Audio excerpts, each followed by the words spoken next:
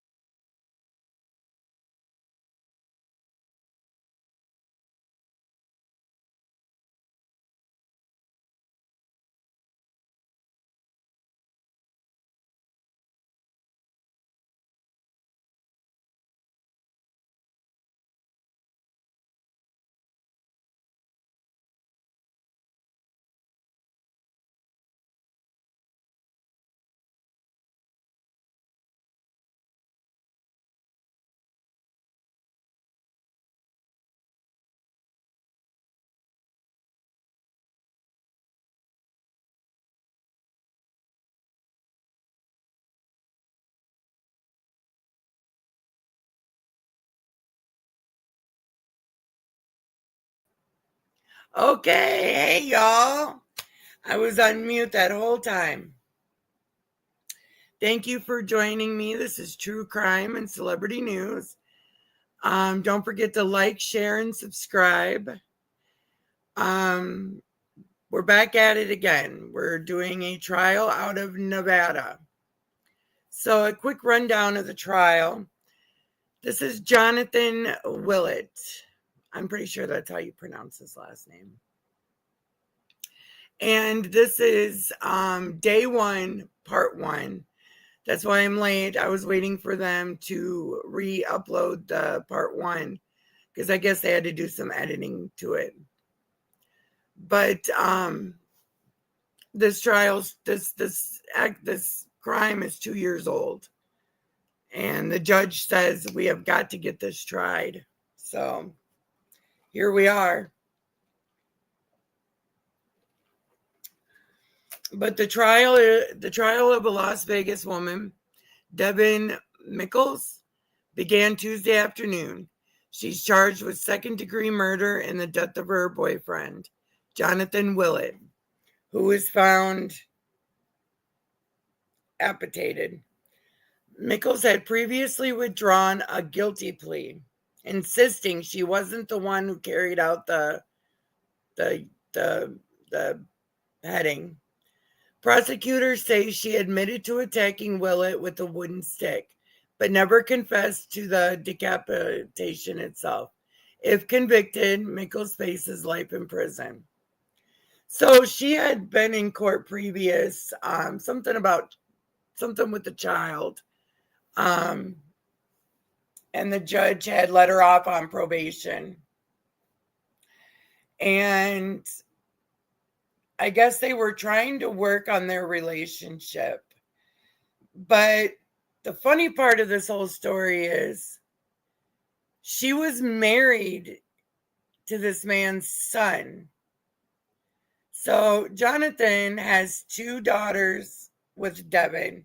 And then an older son, I'm not sure how old, don't even know his name, from a previous relationship. And she married him after they had their children. And I guess they were trying to work on things, and other things happened to the poor guy. His upper part, his head part, has never been found. They're still looking for that. So, but he was found and his body was completely burned. She had poured chemicals over his body. I think I'm losing my voice, y'all. So let's get started today. Don't forget to like, share, and comment. And, I forgot today. Today is Thursday, November 6th. So, all right, let's get started, y'all, before I completely lose my voice. Are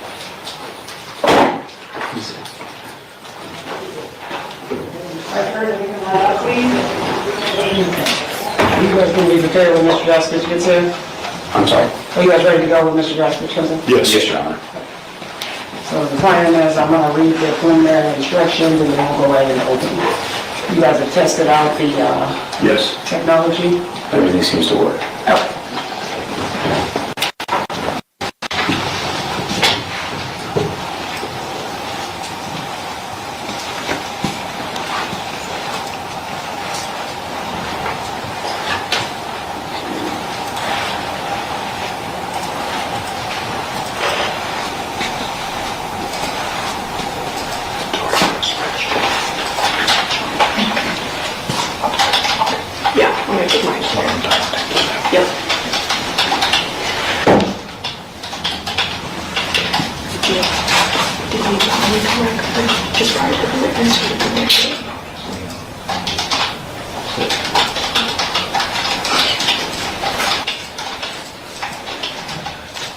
So do we agree that Miss Devyn is looking a little rough? Wow. Maybe she's trying to get an sanity plea or what? She was only supposed to do 15 months, but she had a total meltdown during the plea deal hearing, and the prosecutor withdrew it and said, we'll take it to trial. All rise for the jury. Smart woman.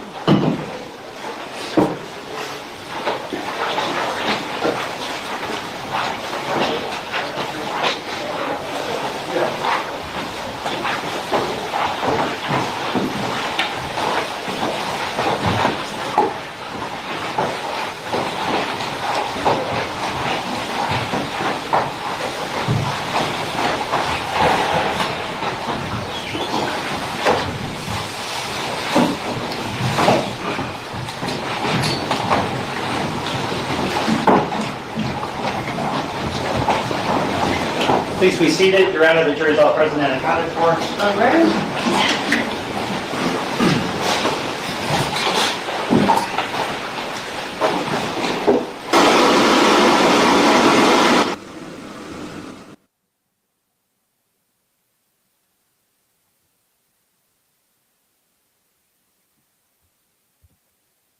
We are on the record in C-377239, State of Nevada versus Devyn Michaels. May the record reflect that Ms. Michaels is present with her attorneys, deputy district attorneys on behalf of the state.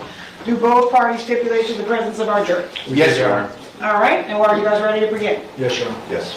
All right, ladies and gentlemen, before we begin this trial, for those of you who are going to be our jurors, I want to let you know what to expect, so we're going to go through some preliminary instructions before we get started. First of all, we'd like you to be as comfortable as possible while you're here. So if you have any trouble hearing or seeing at any time during this trial, please raise your hand as an indication. Also, if you need to use the restroom, if you feel ill, or if you have any other problem, please also raise your hand. Clark, the defendant above named, Devyn J. Michaels, aka Nikki Fairchild, aka Tracy Baker, aka Tracy Nicole Tavares, accused by the Clark County Grand Jury of the crime of murder with use of a deadly weapon, committed at or within the County of Clark, State of Nevada. Oh yeah, I forgot to mention. So Miss Devyn here likes to use multiple aliases. Let me rewind this just a little bit. I just kind of want to get through. I mean, we know jury instructions and stuff, but I want to hear what this gentleman has to say. The State of Nevada plaintiff versus Devyn J. Michaels, aka Nikki Fairchild, aka Tracy Baker, aka Tracy Nicole Tavares, defendant, case number C-23377-239-1, Department 10, Third Amended Indictment. Because even during her the case with her child, she had went by a whole nother name too. State of Nevada, County of Clark, the defendant above named, Devyn J. Michaels, aka Nikki Fairchild, aka Tracy Baker, aka Tracy Nicole Tavares, accused by the Clark County Grand Jury of the crime of murder with use of a deadly weapon, committed at or within the County of Clark, State of Nevada, on or about the 7th day of August 2023 as follows. Did willfully, unlawfully, feloniously, and with malice aforethought kill Jonathon Willette, a human being, with use of a deadly weapon, to wit, a wooden stick and or other unknown object, by striking the said Jonathon Willette with said wooden stick and or other unknown object, and or through other unknown means, the said killing having been one. You know, I just don't understand why she didn't take that plea deal. 15 years, and now she's looking at life. No jury is going to find her not guilty. There isn't a jury in this world. I guess maybe she should have been evaluated for a mental eval. I mean, who would do that? Willful, deliberate, and premeditated, and or 2, committed during the perpetration or attempted perpetration of a robbery. Dated this 28th day of October 2025, Stephen B. Wolfson, Clark County District Attorney, by John Giordani, Chief Deputy District Attorney, to which the defendant has pled not guilty to. Ladies and gentlemen, please understand that the second amended indictment is simply a charge and that it is not in any sense evidence of the allegations it contains. The defendant has pled not guilty to the second amended indictment. The state therefore has the burden of proving each of the essential elements of the second amended indictment beyond a reasonable doubt. As the defendant sits there now, she's not guilty. The purpose of this trial is to determine whether the state will meet that burden. It is your primary responsibility as jurors to find and determine the facts. Under our system of criminal procedure, you are the sole judge of the facts. You are here to determine the facts from the testimony you hear and other evidence, including exhibits introduced in court.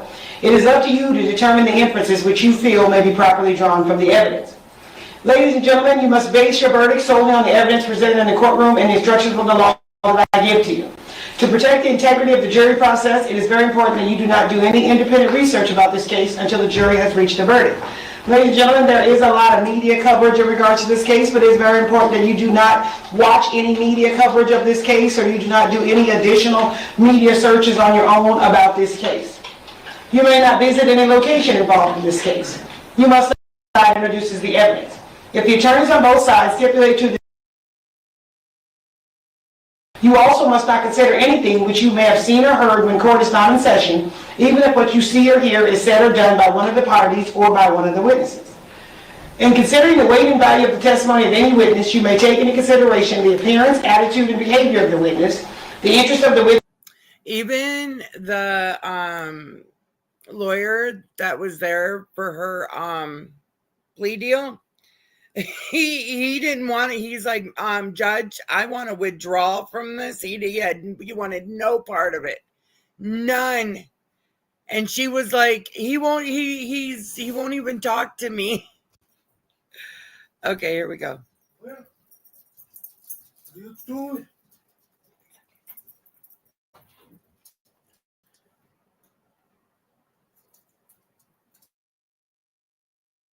Okay, now you can talk. I muted it. Oh, no.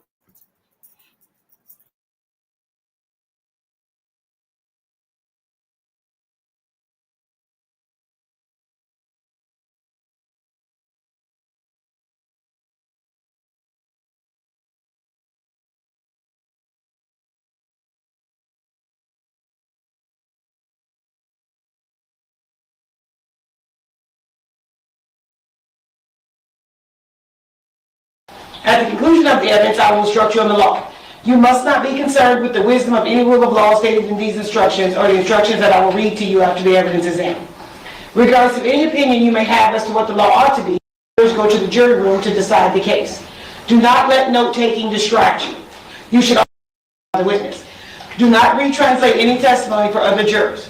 If you believe the court interpreter translated testimony incorrectly, let me know immediately by writing a note and giving it to the marshal prior to the witness being excused from the court. I don't know what's wrong with my computer. Finally, in fairness to the parties in this case, you should keep an open mind throughout this trial, reaching your conclusion only during your final deliberations after. Oh, don't tell me they're already on a sidebar. Oh, and in Nevada, they do have juror questions. So the jury will be asking questions.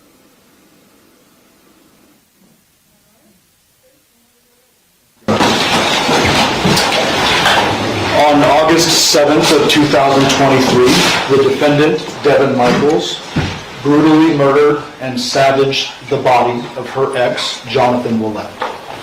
But the story did not begin on August 7th of 2023, and all I can say is buckle up because you're in for a wild ride.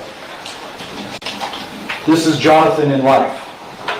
It's Jonathon's two young children that he shared with the defendant. Both girls, faces blocked out, they're preteen young children. You will learn during the course of this trial that John had a son from a prior relationship named Devyn. That after Devyn was born, he split with Devyn's mother, eventually getting into a relationship with the defendant. They then had these two children together. They separated, and there was a custody agreement that was ordered by the family court in which the victim had full physical custody of the girls. You will learn that the defendant was not happy about that situation, that the defendant wanted to have control of her girls, and she wanted to start a new life with Devyn, the same Devyn that is John's son. On August 7th of 2020. Okay, so Devyn is the son's name. And I probably, they were probably healthy and happy with the dad. Could you imagine living with that woman? I mean, allegedly she's a wild one. 3. Yoko Willette, an elderly woman, woke up to find her dead son in his room with what she referred to as his face and neck missing. This is the 911 call she placed. Yes, this is Yoko Willette. My number is the address is 2698 Aventura Drive, Anderson, Nevada. Yeah, 702-203-8975.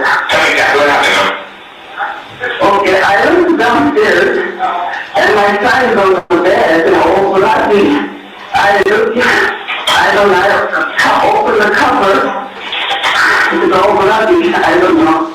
Can you come over? Yeah, we're coming over here. What happened to him, you know? I have no idea. And those are the... Oh, sorry. My mouse flew down the... outside this morning, but... Is he awake now?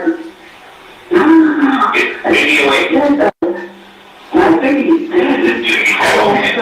Listen to him, Harry. I'm calling for help, okay? How old is your son? About 46 seconds. Is he breathing? Over. Where's he bleeding from him? I don't know, some leg or something. Do you see any weapons around him? No. Does he have the weight upon himself? Can you tell? What? Does he look like he hurt himself at all? Like, maybe shot himself? No idea. Those was on the, and I told him, I didn't know he's trying to move on from my house. Okay. And his girlfriend was here yesterday. Okay. When's the last time you saw him? Yeah, when's the last time you saw him? Okay, how long ago? Last night. Last night? And yeah. I think somebody has to come to me. Okay, yeah, we're already on the way, okay? We're going to try to help him before we get there. Do you have a defibrillator available inside your house? Huh? Do you have a defibrillator available at your house, a shocking machine? I don't. That's okay. Now, what I want you to do is think that do you feel safe to get ready that stuff so we can try to just... That is what police found when they arrived at the Willette residence. Jonathan on his bed in his bedroom. As you can see, his head is missing. Large blood stain at the foot of the bed there, and a large amount of blood underneath where his head should be. Officers eventually removed the cover from his body and noted several chemical burns. Could you imagine being this man's mother, Jonathan's mother, and finding your son in that state? Oh my God, I would never be the same again. Ever. I would never be the same. That poor woman has probably got to go to therapy now for the rest of her life. Finding her son with no head. Oh, poor lady. What appeared to be strange chemical burns on his body. And a very clean decapitation that you can see there. Henderson Police Department was responsible for the investigation. After first responders arrived on scene, clearly couldn't render any medical aid to the victim, they locked down the scene. Homicide investigators are then enlisted and take over. Along with the homicide investigators, they bring out an army of crime scene analysts and treat this case obviously very seriously, and they go into the home after executing a search warrant. When they go into the home, they obviously focus on the bedroom, but they do a pretty thorough search of the entire residence, the curtilage, the backyard, the front, the trash cans, the upstairs bedrooms, the kitchen, the living room, and these are the items that they find. A couple of chemical bottles, obviously relevant for the potential chemical burns on the victim's body. They find some interesting writings that you'll see a little bit more of later, demonstrating that there was a contentious custody case going on between the victim and someone at that point, someone. They see out front John's moving truck, the victim's moving truck. You will learn that he had a moving business. There's a trailer on the back. It's parked a little cattywampus, going the wrong way on the street and poking out into the street as though he may have planned on moving after he last parked that car or truck. But the items that weren't found are what was particularly notable for the investigators. They didn't find a murder weapon. They didn't find whatever this person used to cut his head off. They did not find his head. They did not find his wallet. They did not find his truck keys, and they did not find his phone. They interviewed Yoko And the gentleman above Yoko's photo is Yoshida, her partner. According to Yoko and Yoshida, the defendant, who they referred to as Nikki and knew as Nikki, ultimately identified as Devyn Michaels, was the last person to see Jonathon alive. Nikki and John had been moving the girls and John's items from this Paladura address to Nikki's address on Porcupine Rim that she shared with Devier, and for a temporary period over the summer, the young girls. They learned that Nikki and John returned to this address, the Paladura address, for the last time at 10 p.m. on August 6th, or around 10 p.m.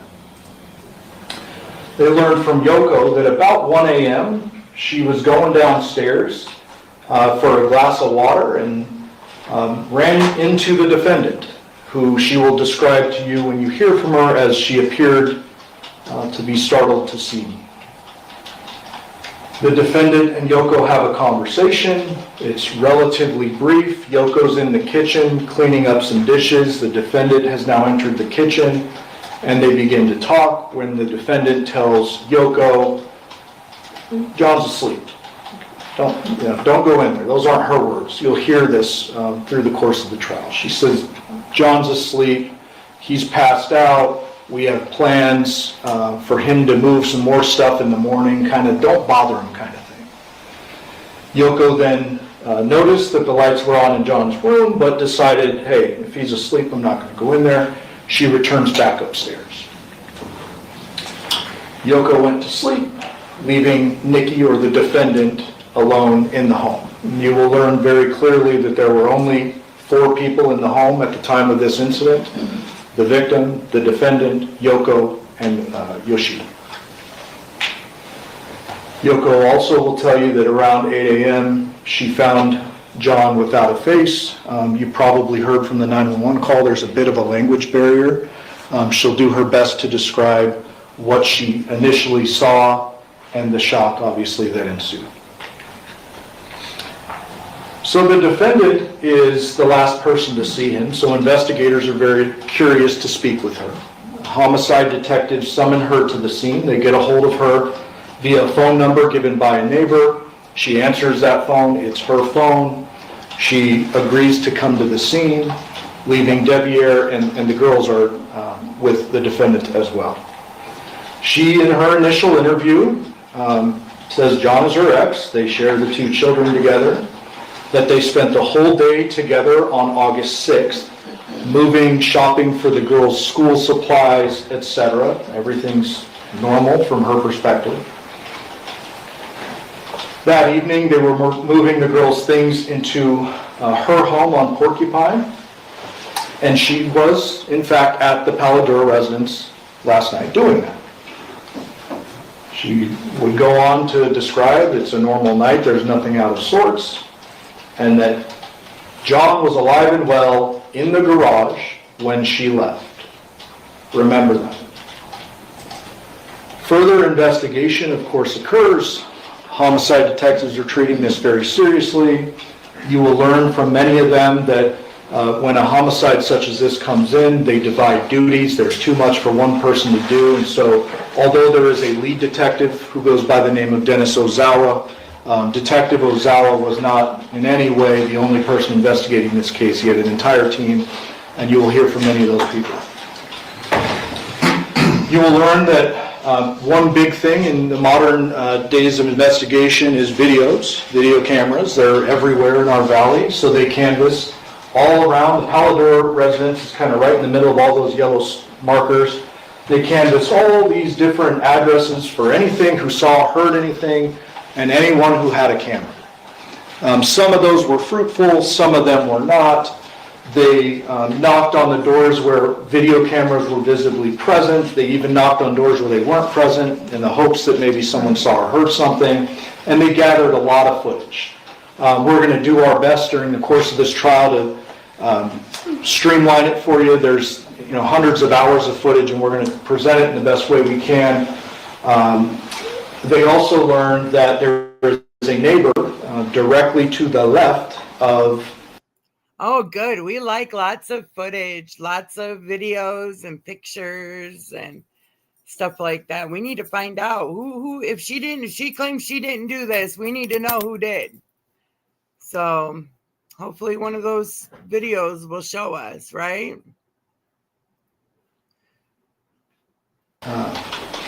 The homicide scene, who had a motion-activated ring camera, which will become important later in the trial. There also was an autopsy, of course. The Henderson Detective Ozawa attended that autopsy. You will hear from the medical examiner in this case, Dr. Stephanie Yagi with the Clark County Coroner's Office, who enlisted the assistance of a forensic anthropologist, Dr. Burns, who works out of UNLV.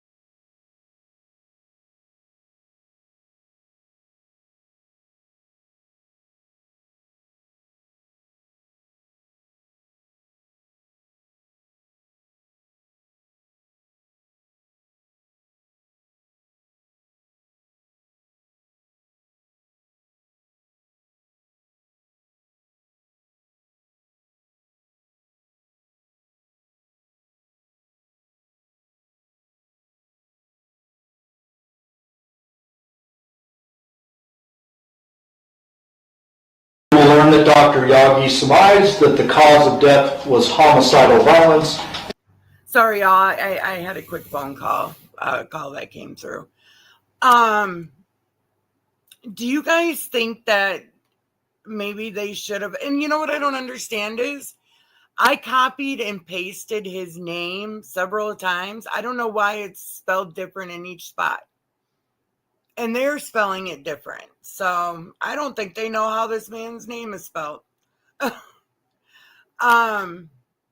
do you guys, I don't think they did a mental eval on her. Like the way she acted during that plea hearing, like just something was not right with her at all. Just not right at all. I mean, she acted as if she was mentally unstable. I guess I'm gonna have to find out if they did do a medical evaluation on her. But see, things are different out there on the West Coast. Nevada's very different. So, all right, let's keep going. And the manner of death was homicide. You will learn that she noted the non-thermal chemical burns on the body, which did not contribute to his death, but were notable for investigative purposes. Something important I want you to keep in the back of your mind is there were no bleeding injuries anywhere else on the body, so everything was focused neck and above. You will learn that the decapitation occurred post-mortem. There are histological reactions that the body has if this type of thing happens while you're still alive and your body is trying to actively repair itself. None of those were present during the course of the autopsy, and so the doctor will testify that this was a post-mortem decapitation. As I mentioned, she enlisted the assistance of a forensic anthropologist, Dr. Burns. You will hear from her as well. She will talk about the science behind what she does, and in this particular case, she was enlisted for the main purpose of determining what was used to cut off Mr. Willette's head. She will tell you that she did microscopic examination. During the course of that thorough examination, she determined very clearly that there were 2 separate instruments used to chop off his head. She even can narrow it down by time because of the layering of the artifacts on the bones. And so she will surmise and testify that first, a serrated or non-serrated knife was used, so a knife, whether serrated or not. When that was unsuccessful, the defendant then used a powered saw of some sort. She can't narrow it down to class. You will learn, or class of tool. You will learn that the bones in the neck, the cervical spine, are very small. There are areas on it which would reflect these markings, but they are so small that she can't really surmise what type of saw. She'll testify that if it's a long bone, she has seen cases with dismemberment, involving dismemberment, but not a decapitation. But with dismemberment of larger bones, you can see more, which allows you to narrow down the type of saw that was used, but here that's not possible. Nonetheless, she will testify clearly that it was 2 different instruments, knife first, saw second. Further investigation also revealed what Mr. Draskevich alluded to in jury selection, a very non-traditional family situation. And I kind of mentioned this a little bit earlier. The investigation revealed that the defendant, after splitting with John, ultimately married his son, Devyn. Devyn moves in with her. They are together for an extended period of time. The defendant loses custody of the girls, and eventually the girls end up for a short period of time over the summer of 2023 before school starts, living in the home with the defendant and Devyn, with Jonathon living back at the Paladura residence with his mom and Yoshida. This is Clark County Department of Family Services document showing the parent placement verification letter describing that John was awarded full physical custody of the girls on October 27th of 2022. That Jonathon, as I said, and the girls were living at 2698 Paladura at the time. You can see in the document that the defendant had weekly supervised visitation with the girls for an extended period of time. And you will learn through various witnesses that John kind of bent the rules with that and allowed her to see the girls a little bit more than was court ordered. You will also learn that John allowed the girls to stay with the defendant and Devyn, as I mentioned, at the Porcupine Rim address over the summer of 2023, and that Jonathon was going to move in with the defendant and the girls to try to stabilize their lives and basically try to get everyone under the same roof. The girls were having a real hard time with the custody. Okay, so I was right. So the girls were having a hard time with the mom and the dad being separated, so they were trying to work on their relationship. She was still married to the victim's son, Barrier, whatever his name is, Derriere. I don't know. I'll have to write it down the next time they say it. Just a weird situation. I'm thinking maybe they all should have had some mental evaluations.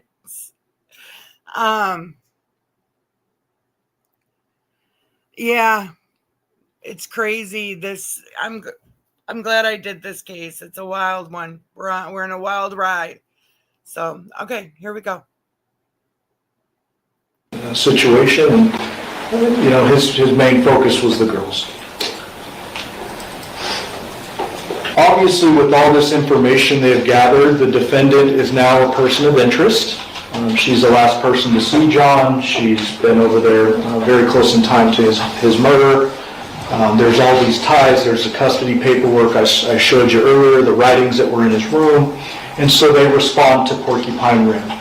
I can't remember if I put a map in here, but I'll just tell you we'll have a Google map for you that shows the distance between the homes. They're about 30 minutes apart. Paladura is in Henderson. Porcupine Rim is in Las Vegas, and it's a pretty good distance, about 30 minutes. The detectives will tell you, and this is Detective Ozawa and Detective Carrie Skinner, that when they go to the residence, they observe the defendant. She's kind of either moving stuff or moving back and forth between the home and the vehicle, and they note a couple of things before they approach and make contact with her. You see the Nissan Armada, which is the defendant's vehicle, looks pretty clean and shiny. You will see that cell phone on the right. The detectives observed that when they first drove up, kind of sitting in the rocks near the driveway. Thought, okay, that's weird, but we're not going to touch it. We're not executing a search warrant yet. They leave it be, and then they make contact with the defendant to interview her again, because now they know some more things, and things aren't quite adding up, and they want to know a little bit more. They make contact with the defendant, and this is prior to them going into the home and executing a search warrant on the home. You get a little more information, but the story generally remains the same. That John recently dated Andrea, this is extra information, but that last night he threw away his engagement ring in the trash can at Paladura, which, remember that. That John wanted to get back together with her romantically, this is new information, and move in, which we already know to provide stability for the girls. She mentioned that Yoko does not know Devier and I are married. She claimed that her marriage with Devier was one of convenience for insurance purposes and non-romantic and not sexual in nature. You will learn, and you'll actually hear it, the interview. During this interview out in the police vehicle in front of Porcupine Rim, the girls walk up, and you can hear them, their sweet little voices, and they're like, "This is Daddy's phone, this is Daddy's phone, this is why he wasn't answering." The detectives realize that's kind of important. They take the phone from the girls, or the girls give it to them, and the detectives note blood on the phone. Something important. They ask the defendant, "Well, how did this get here?" And she responded generally that he must have left it here earlier in the day when he was moving, and I don't know. I mean, there's a cigarette butt over there. I know he smoked cigarettes. It's by where the phone was. He probably left it. And the detectives are a little suspicious. Okay, so July 17th was the day they withdrew that plea deal for the 15 years and reinstated the first degree with the mandatory life. So I don't get it. I don't know why she did that. It just sounds ridiculous. They ask her a few more questions. Again, you're going to hear this stuff in the audio recording, so I've summarized it. And then ultimately at the end, she again sticks with this. John was alive and well in the garage when I left. As I mentioned, the detectives then obtain a search warrant and execute that search warrant on the home. They also get the warrant for the vehicles. You'll learn that white moving van is Devier's work van. He was a home security installer. He did various jobs for a legitimate company. They searched that vehicle, nothing of evidentiary value found in that vehicle. You can also barely see behind the van, there's a small sedan that's inoperable, but they search it nonetheless. They find nothing of evidentiary value. When it comes to the defendant's Nissan Armada, they photograph it on the outside, but then they apply seals to every opening, and then they tow that to have it searched later at their lab. You will learn they find in the garage the Ring camera. So when she was first arrested for this crime, she gave them the name Katrina Farrell. I'm looking up the booking info. So on August 7th, 2023, 8:40 a.m., the City of Henderson Police and Fire Department were called to the residence. So he was found on August 7th, 2023.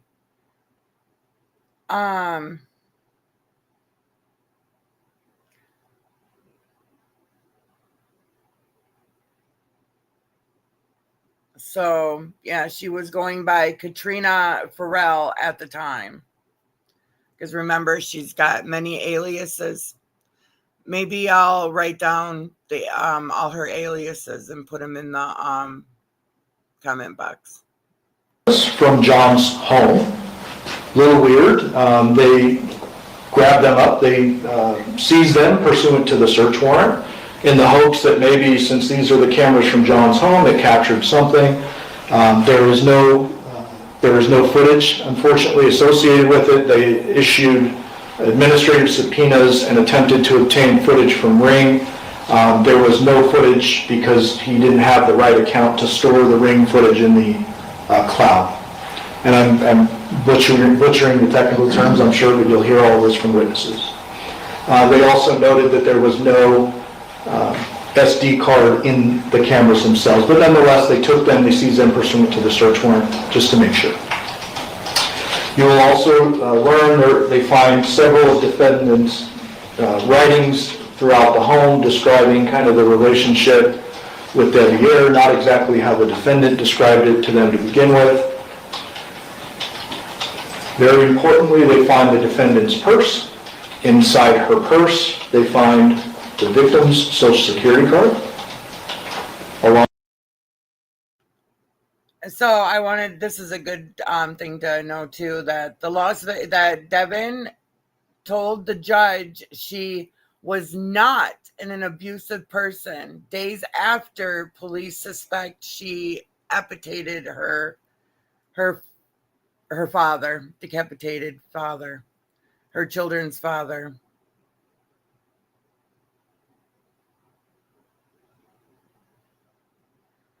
So that was kind of interesting because she also stated the same thing when she was fighting for the thing with her child or a child. She said that she was a good mother and she had multiple people to back her up on it. Woo! With one of her work cards.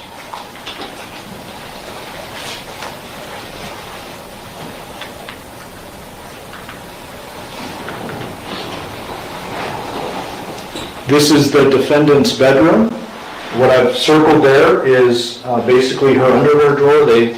When you execute a search warrant, you go through everything. You basically toss the place, and when they were searching the defendant's underwear drawer, they found something.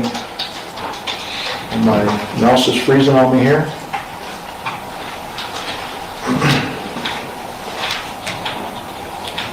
Very important. They find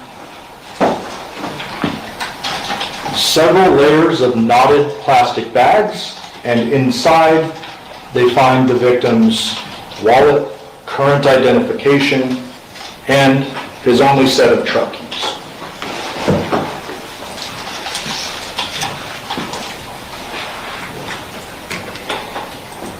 After the search warrant, they speak with the defendant again. They learn that the defendant's version regarding the phone is that she has no idea how it ended up there. They confront her with the blood on the screen.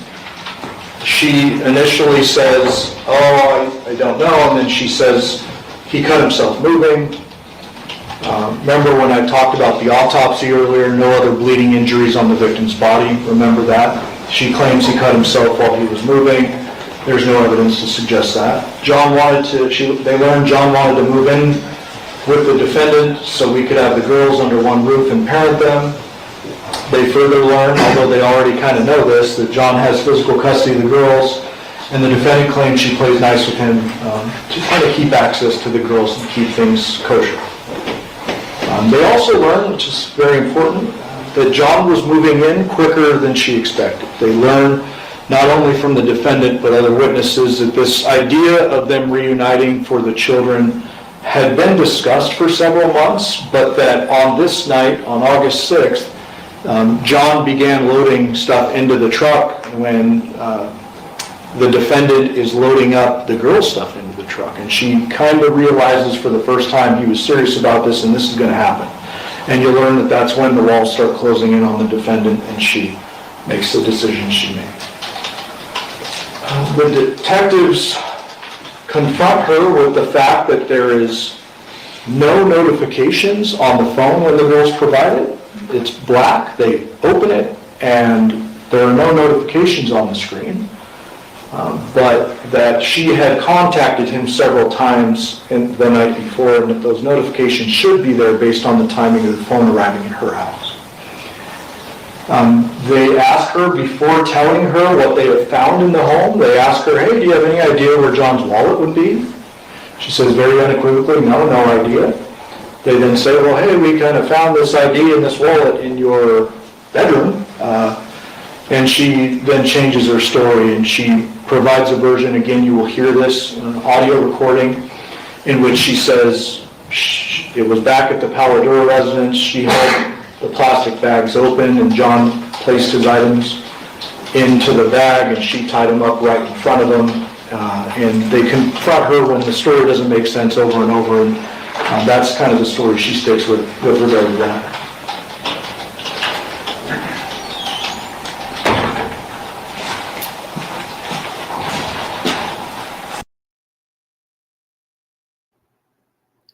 So, Jonathon's mother called the police to let them know that her meat cleaver was missing from the kitchen. She also took a polygraph test on August 15. The examiner advised Michaels that the results showed she had a significant reaction to the question if she participated in any way in the death of Willette, the report reads. Michaels said she hit Willette in the head while he was in bed with a wooden stick because he was abusive to her. She stated she did not want to ill Willette and only wanted to hurt him enough that he would have to go to the hospital because she wanted him out of the way so she could figure out what she could do with her children. Police asked Miss Michaels if it was possible she illed Willette and did not remember. She said it was very possible. See, I'm telling you, why didn't they do some mental evaluations on this lady? You can tell in these pictures by all the aliases.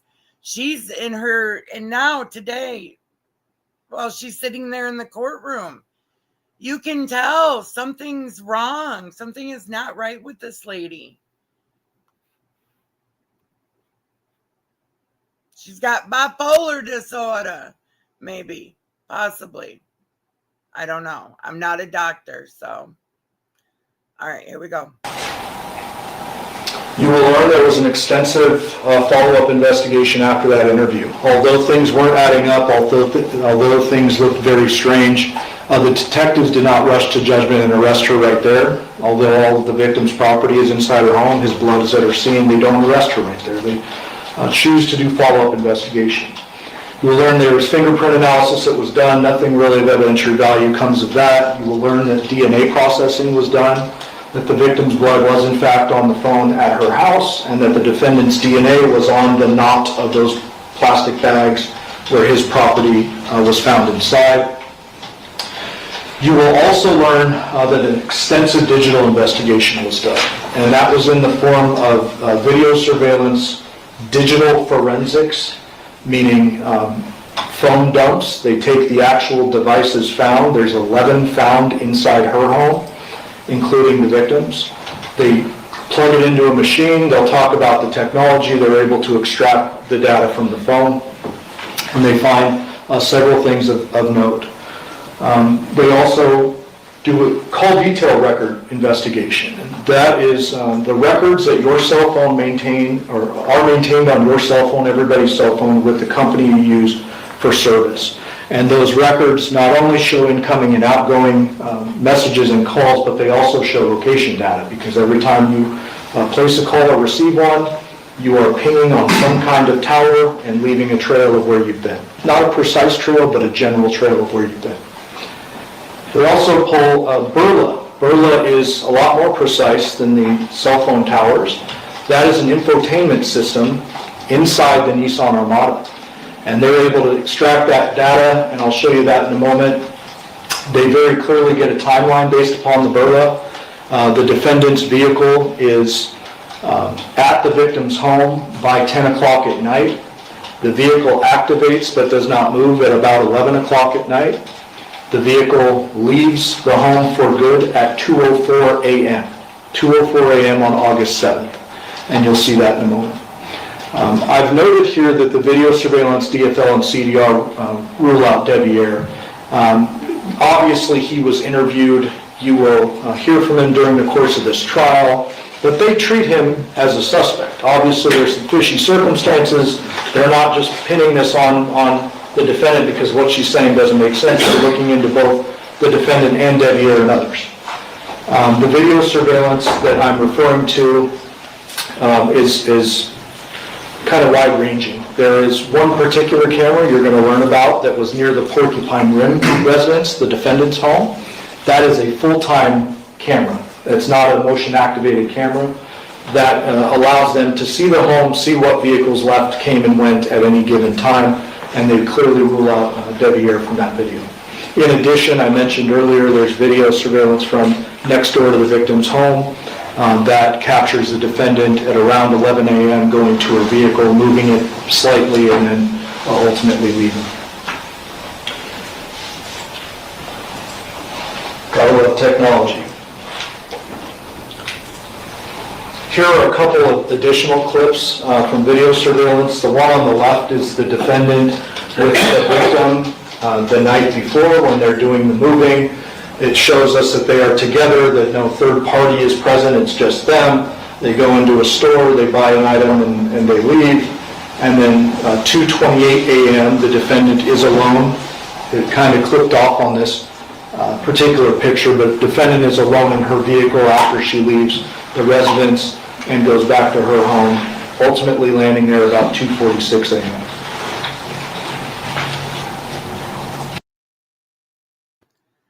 So I'm doing some reading, and I got to cut in for fair use. So Michaels then asked for the polygraph test, and in that interview that Michaels said violated her Miranda rights, as she's asked for an attorney at its start while detectives pushed forward with questioning her. So, and I'm pretty sure the Miranda rights come out of Nevada. That's where they first happened. So that if anything, they should be the ones to know that they have to be read. And you know what else I've noticed? That in her pictures, each picture, she has a different demeanor to herself. And that's odd also. Like, she just odd altogether. All right, here we go.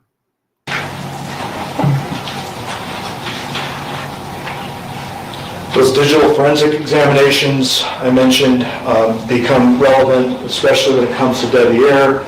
There's much more than this, but I'm trying to narrow it down for the opening statement.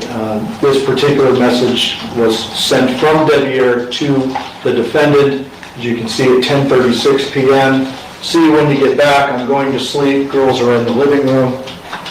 And the video surveillance supports that.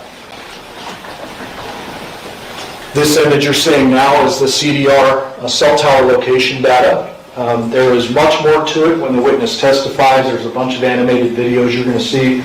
Just for this purpose, I did a screenshot. The blue and red represent the victim and the defendant's phone, and the green represents Devier's phone at our operative time period, showing him across town when that last message was sent and throughout the evening. You will also see the burla that I referenced earlier.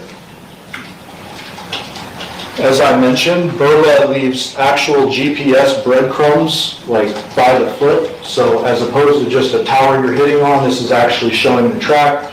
And you're going to see very clearly when the defendant came and went from the victim's residence on the night of August 6th, as well as when she left on August 7th.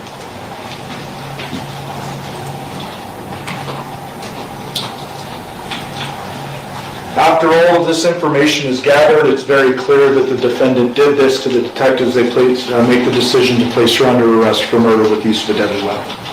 After she is arrested, she is interviewed again. This time they try with two different detectives. Obviously, the statements she gave earlier were inconsistent, and so they send in a couple of other detectives, and you'll hear from that detective as well. In this particular interview, the defendant acknowledged that she realized John was actually moving in, that at the time of the murder, she was giving John a massage on the bed. While he was lying on his stomach, the defendant got up, walked over to the fireplace, and grabbed a large, what she referred to as a stick or maybe a candle holder. It's a large, heavy object. John was lying on his stomach, not a threat, in the midst of a massage, face down, unexpected, and the defendant admits that she returned to the bed, bashed him over the head with that club or stick, and that John went limp at that time. You will learn that the defendant refused to acknowledge what she did next. You can make your determination as to why someone might do that as this trial goes on.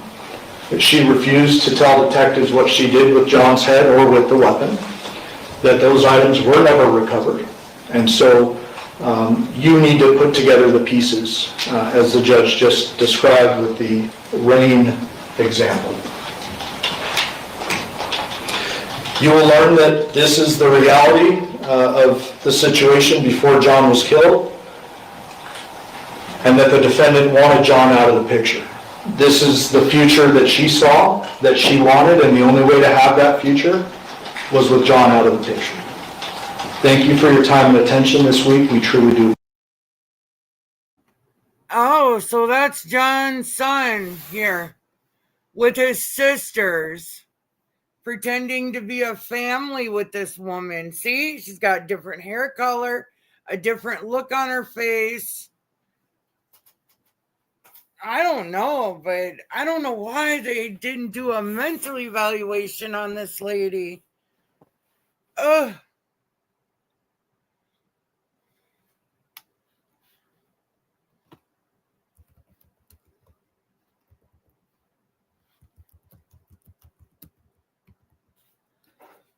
Yes, she admits to hitting him over the head with a wooden spoon, but she claims that someone else removed his head.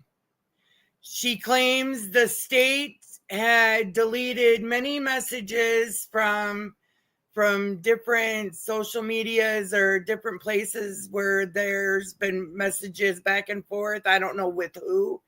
But during her breakdown, she had do you want me to play the video of her mental breakdown? It kind of gives, if you want to watch it, I can play it real quick. It's not very long, but it kind of gives more of an idea of what's going on in her mindset. Okay. All right. Well, we're going to keep going. But this is Jonathon's son, who she is married to after she was with his father and had his sisters. So now he's trying to be the father to his sisters. My God, this is just weird. Appreciate it.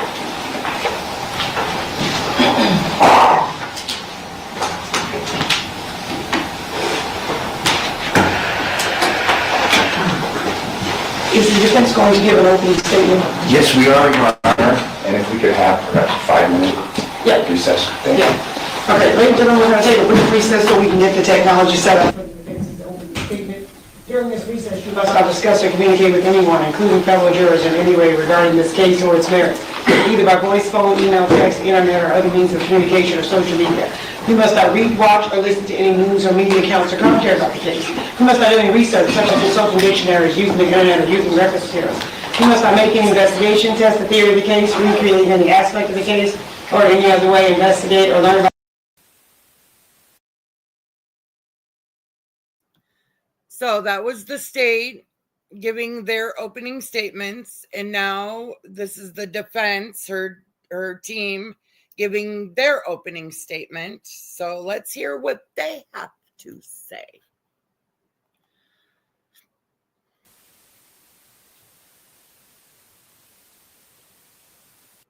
By the way, did you guys see how she grabbed a Kleenex? Like, she real upset about this.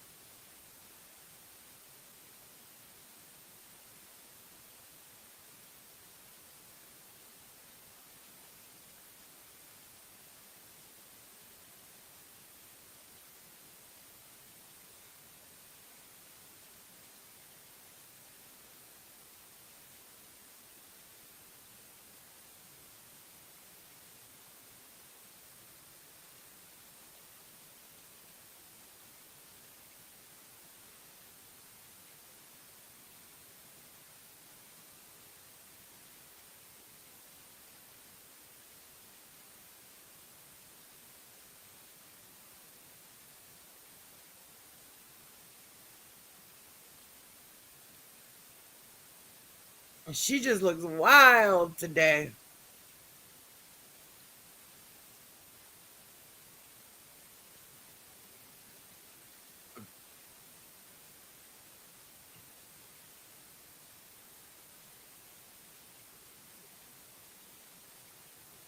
Lady, you could have been 8 months into your 15 years.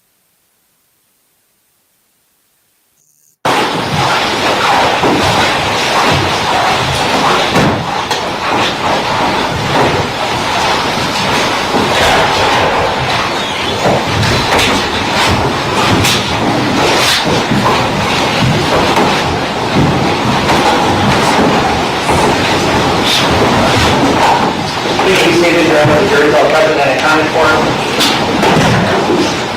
Right, we are back on the record in C-377239, State of Nevada versus Devyn Michaels. In the record, Ms. Michaels is present with her attorneys. Deputy District Attorney on behalf of the state. Do both parties give the presence of our jury? Yes, Your Honor. All right, defense, are you prepared to give an opening statement? We are. Whenever you're ready. Thank you.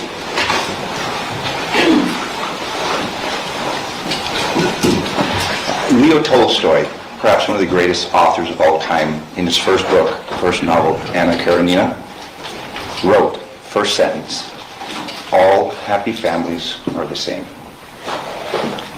Every unhappy family is unhappy in its own way.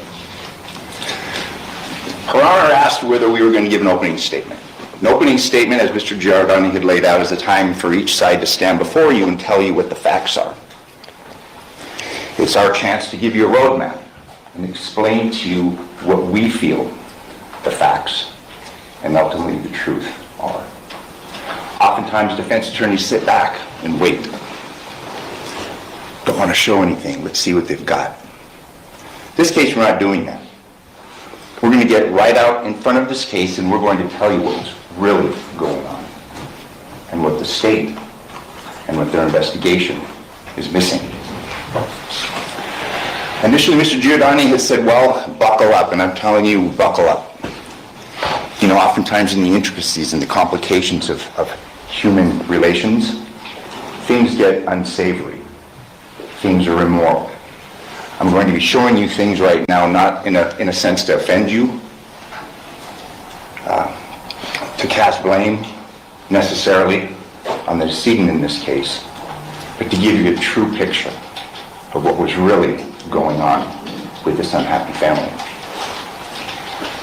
Outward actions and outward statements are clues to motive. And we're going to ask you that through the course of this trial, you keep the idea of motive in mind. Motive authors actions. After the state had learned, the police had learned concerning the death of Jonathon Willette, they began to conduct a series of interviews. And what's telling the course of these interviews is what's discussed, what outward statements are made, and how those are clues to motivations. Devry's interviewed the day of August 7th, 2023. And at the beginning of his interview, he admits that he's been drinking. He claims that upon hearing of his father's death, he'd got his drink on. But what's telling through the course of what he says and what he doesn't say, he's asked. And again, at first, and you can't blame the detectives, they're trying to do the best they can with a fairly complex situation. They're trying to get a root, a feeling of the root of the relationships between the parties. I mean, you've got Jonathon Willette, who's dead. You've got Devyn, the son that's living with the defendant now in this case, Devyn Michaels, and they're trying to grasp what's really going on. What's going on behind closed doors. They struggle in each of the interviews, both with Devyn and with Devyn, to get a feeling of what's going on, like what are the relationships, and they're misled time and time again by all parties.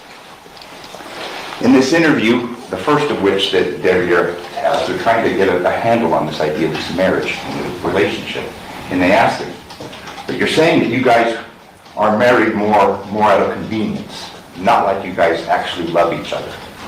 His response, "Yeah, we don't. It's not like that. It's out of convenience. But you guys sleep in the same room?" His response, "No." He's asked, "Here, they're at the home." His response, "No." "Are you guys intimate at all?" His response, "No." Devyn is being asked questions who, by the way, you will learn he hated.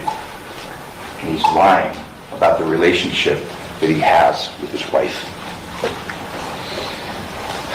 There was some discussion concerning phones, and I'll tell you any more in this modern society. These are the key of most investigations. In fact, the statement said that's why the Devyn was ruled out. The location data on the phone didn't track that night to the Paladera residence.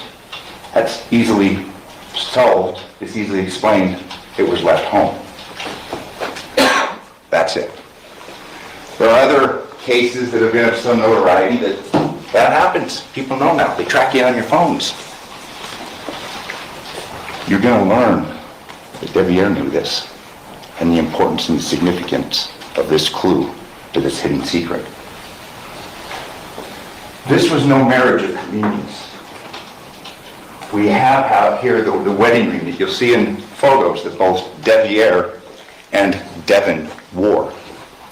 In fact, Detective Skinner, again trying to grasp this, and this is on August 7th, is asking Devyn about the rings. And he's telling you the rings, you guys are saying this is convenience, but rings are like of significance. It shows commitment. She plays it down, as does Devyn.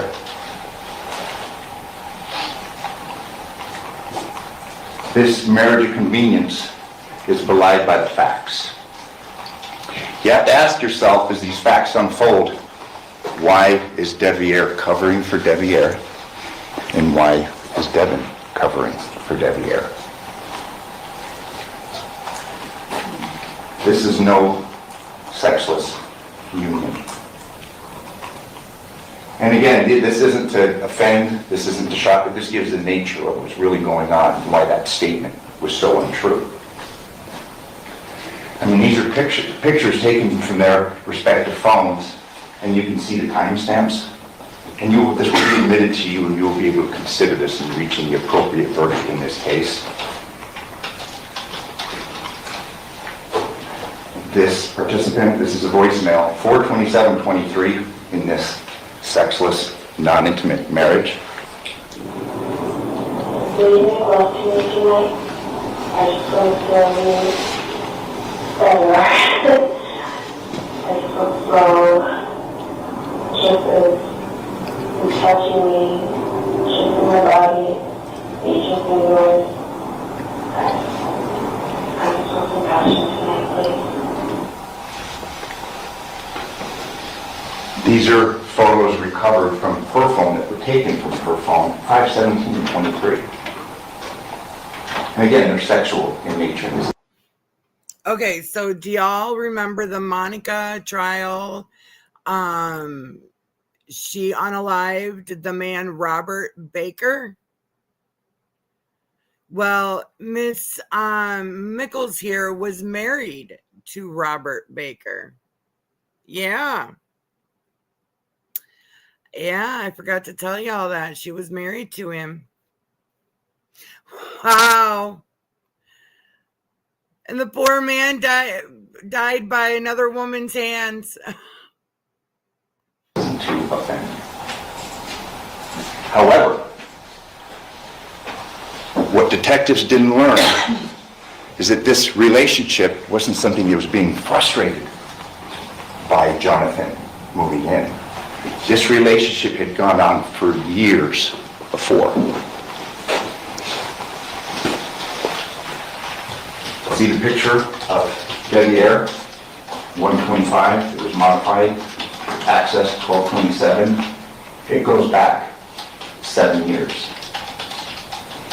Driver's license, this is Devyn, and if you look and take notice, I mean, this is some years before, he's 6'4". He's 185 pounds. He's a big guy, like his dad. His dad, 6'4", 205 pounds. We had spoken yesterday. Devyn Michaels was in the porn industry. You know, she's not on trial for morality, she's on trial for murder. She had AKAs given her line of work.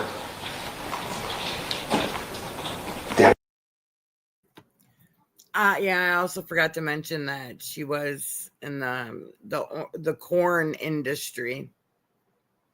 See how different she looks? Like, what happened? This was taken 2018. A year was into that. He knew that. He appreciated that. He pursued that. And this illicit relationship began before the relationship had ended with his father. It was done behind his back. Pass between Devyn and Devyn. See, notice the photo, it's that same photo I showed you. 19-year-old, he's now 20. Her you had me mesmerized last night. You don't have to change a thing. Like that night was hands down the most sensational feeling I've ever felt since I lost my virginity. These are expressions of a passionate 20-year-old young man who's in love with a porn star.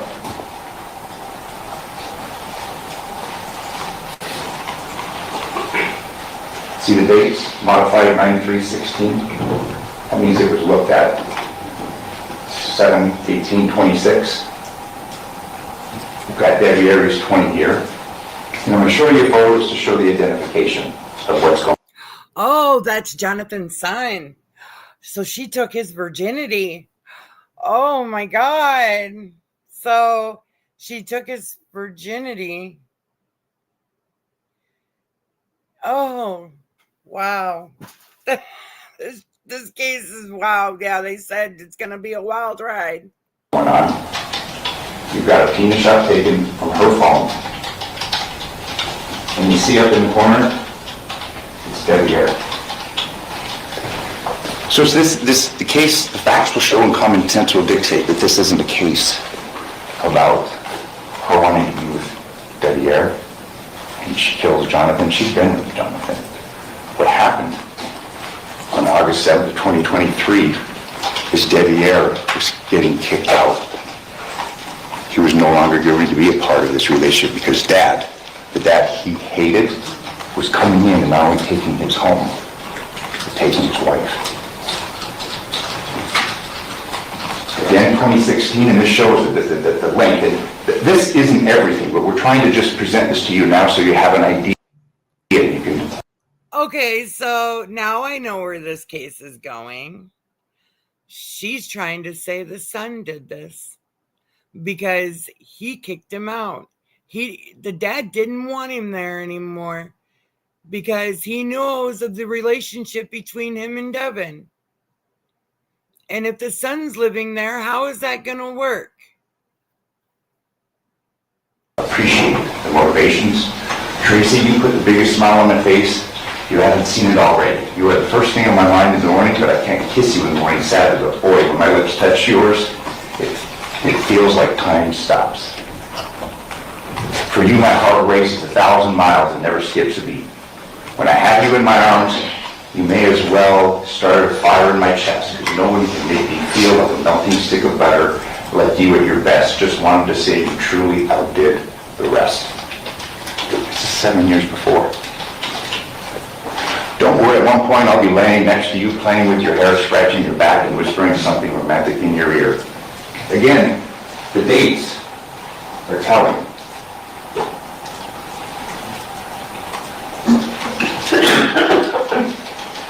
We saw pictures of Jonathon and Devyn and the kids, but if you look at the date here and the time, this is 19-year-old Devyn.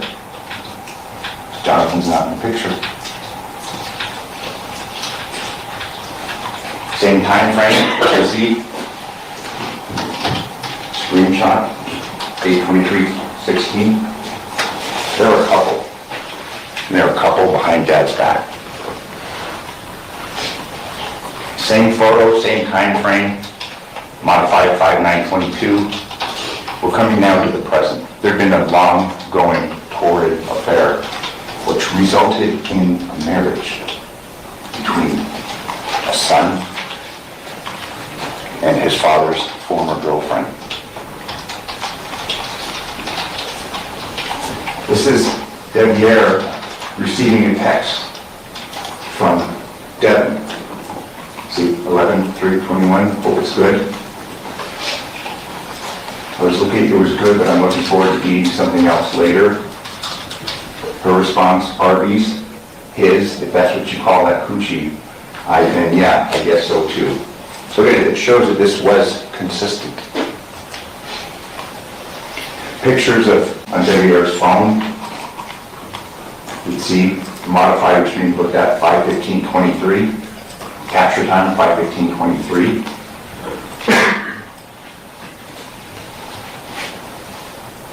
Again, the date 5/15/23. I mean, this is clearly an intimate relationship. It's not for the kids. It's not for these perceived medical issues. Devyn is in love with Devyn. Captures on his phone.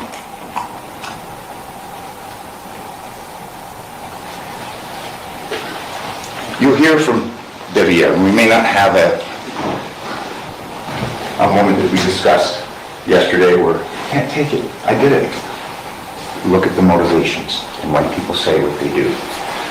Devyn's 9/14/2023 grand jury testimony. And if I could just ask you a couple more questions about that. Did you and Devyn get married in the traditional sense? And this is under oath in front of the grand jury where there's jurors. It's a formal proceeding, just like a trial. His response, yes, but it was more me helping out with the girls when she couldn't find a babysitter. So I figured, well, we both kind of sat and talked about it. When she has to go to work and can't find a babysitter, I could be there. She also had a whole bunch of medical problems, and it's very expensive to keep the girls in daycare when she's sitting in the hospital, so I would normally be there to watch them. Okay, and I'm sorry to ask, was an intimate relationship that you were in with Devyn at some point. And now we start seeing they've got the phones. Metro and the Henderson Police Department are doing their investigations. His response changes, but nonetheless, it's still not truthful. Yes, after the first year, it started to get intimate. They were married November 21st, 2021. So if we're to take Devyn at his word, they got intimate after the first year, that gets us to November, December of 2022. The lie and the facts show it. Did it remain intimate up until the time of your father's death? Yes. Movement, but still, there is the clues that give way to the secrets that are being concealed and the motive for why. In this initial interview, okay, so then you knew he was moving in, and she told you that you were going to have to move out. This is after he's had a few drinks, probably a lot. His response, recently, yes. It was kind of a short notice, but yeah, and I mean, I know the person he is, and he's referring to his father. So I was like, okay, whatever, I'll deal with it. Okay, and you were going to move out. Did he knew that you lived here or didn't know that you lived here? His response, no. He knew I lived here. When you look and when you weigh the evidence, you have to ask two things. Why is he saying these things? Why is he denying knowledge of getting kicked out? And this hot in. Okay, so Devyn and John, I'm just going to say John, it's shorter. Devyn and John were together. They all lived together, John, his son, and Devyn. Then Devyn and John had 2 daughters together. Then Devyn and John's son started having an affair. Well, they eventually led to marriage. So they got married. And the 2 little girls were having separation issues. So I don't know if it was an excuse to get Jonathon back in the home so this whole thing could take place. Because remember, during the plea deal, when she was crying and having a fit, she says, I didn't do this. I can prove to you. You deleted messages that she was saying to the state. You know what you did. And that's when the lawyer broke in and said, you can't directly speak to the state. So she knows. She says, I will prove to you I didn't do this. So it's either they deleted messages between Devyn and her husband, John's son, about what took place, because she's always claimed she's only hit him. She never beheaded him.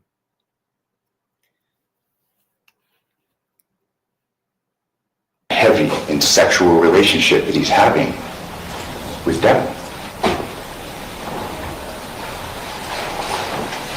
It changes now. 9/12/23. I didn't know that he was going to move in. He's eliminating another motive. I didn't know what they were attempting to get over here. I didn't know that they were attempting to get remarried, or not remarried because they were never married, attempting to get married. Again, we do get a glimpse of the truth, but he's denying that he knew that his dad was moving in, and then now he's apparently saying he didn't know they were getting married too. Well, he knew his dad was getting moved in. And he knew that they were getting married. He's out. 9/14/2023, grand jury testimony. Again, this is Devyn. Okay, there's come a point in time where you learned that your father was going to move into the address where you were living with Devyn and the 2 girls. His response? Under oath. I'm unaware of that.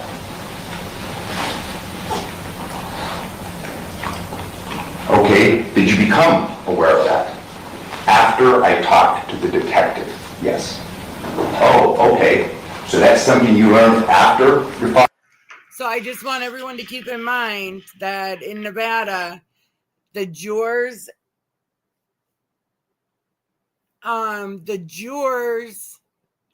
do send in questions for the witness. So this could take some time. Father's death? His response, yes. Understood. Was there a discussion about you potentially moving out of the residence? His response, no, sir. Prior to your father's death, no, sir. Again, it's eliminating under oath the motive. This is a text that Devyn sent to him 4 days before this incident. See down at the bottom, 8/3/2023, liar, cheater, it goes on and on. Obviously there's passion in this non-intimate relationship if you're going to take his word for it. She sends me a text 8/3/23, I want a divorce. All your shit will be waiting outside for you. 4 days before Dad's moving in. Do not even think about coming back. He tells the detective he had no idea. He had no idea there had been no discussions of him getting booted out of the house, so he's losing a wife and he's losing a home.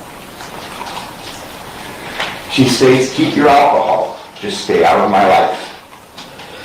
You learn from this witness stand that Devyn had a fair amount in common with the father that he hated. He was a heavy drinker. You know, a buddy of mine was a warden in Arkansas, and he said, we eliminate women, we eliminate booze. I got nobody in my prison. 9/12/23, interview of Devyn, well, you weren't. You weren't the main suspect. You know what I mean? This is yours, it's a little different than hers. We're here, you didn't do it to clear you. His response, right. Does that make sense? It does. And while the chances of you even being there are so slim that it's just, there's no, that's not even on the radar. These are the detectives that are investigating this case. Perhaps they're ignorant of this, what was really going on, the real dynamic of this fairly seedy, buckle-up relationship. Again, he's ruled out and basically not on the radar because he didn't have the phone on him when his dad was killed. He killed his father. He just left his phone. Yeah, because one of the little girls found the phone and said, look, this is Daddy's phone. Yeah. Just wild. Home when he did that.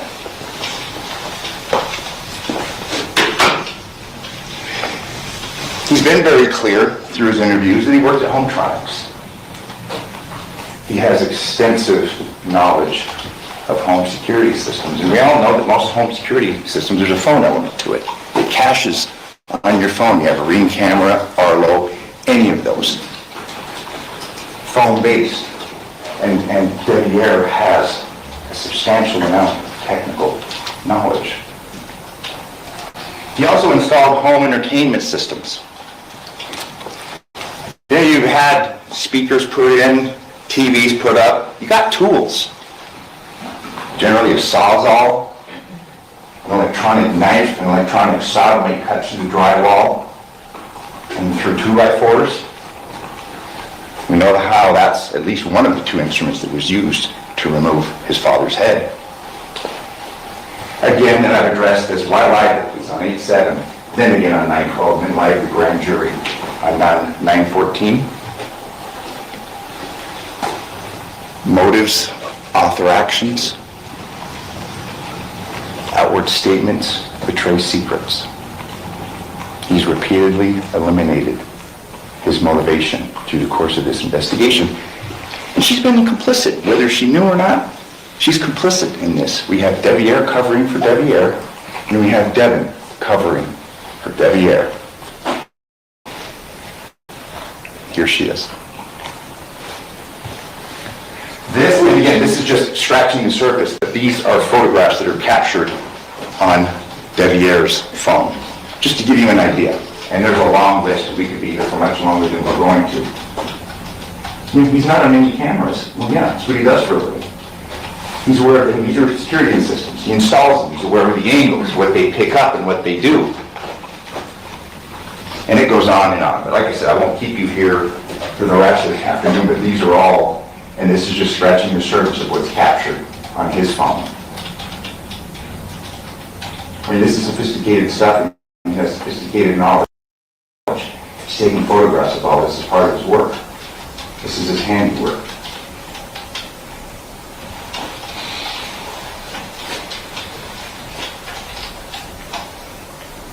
And there's a lot of them.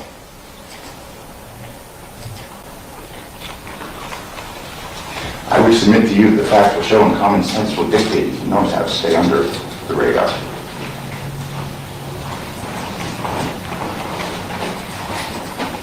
He lived at the home where his father was killed. It got too bad between him and his dad. He refers to that house in the Paladera residence with Yoko and her significant other and his dad and Andrea. Jonathan's prior girlfriend was there. He talked about it being a shit show, a madhouse. He lived there for more than a couple of years. He knew how to get into that house and get out of that house. I'll thumb through these. And again, this is captured on his phone.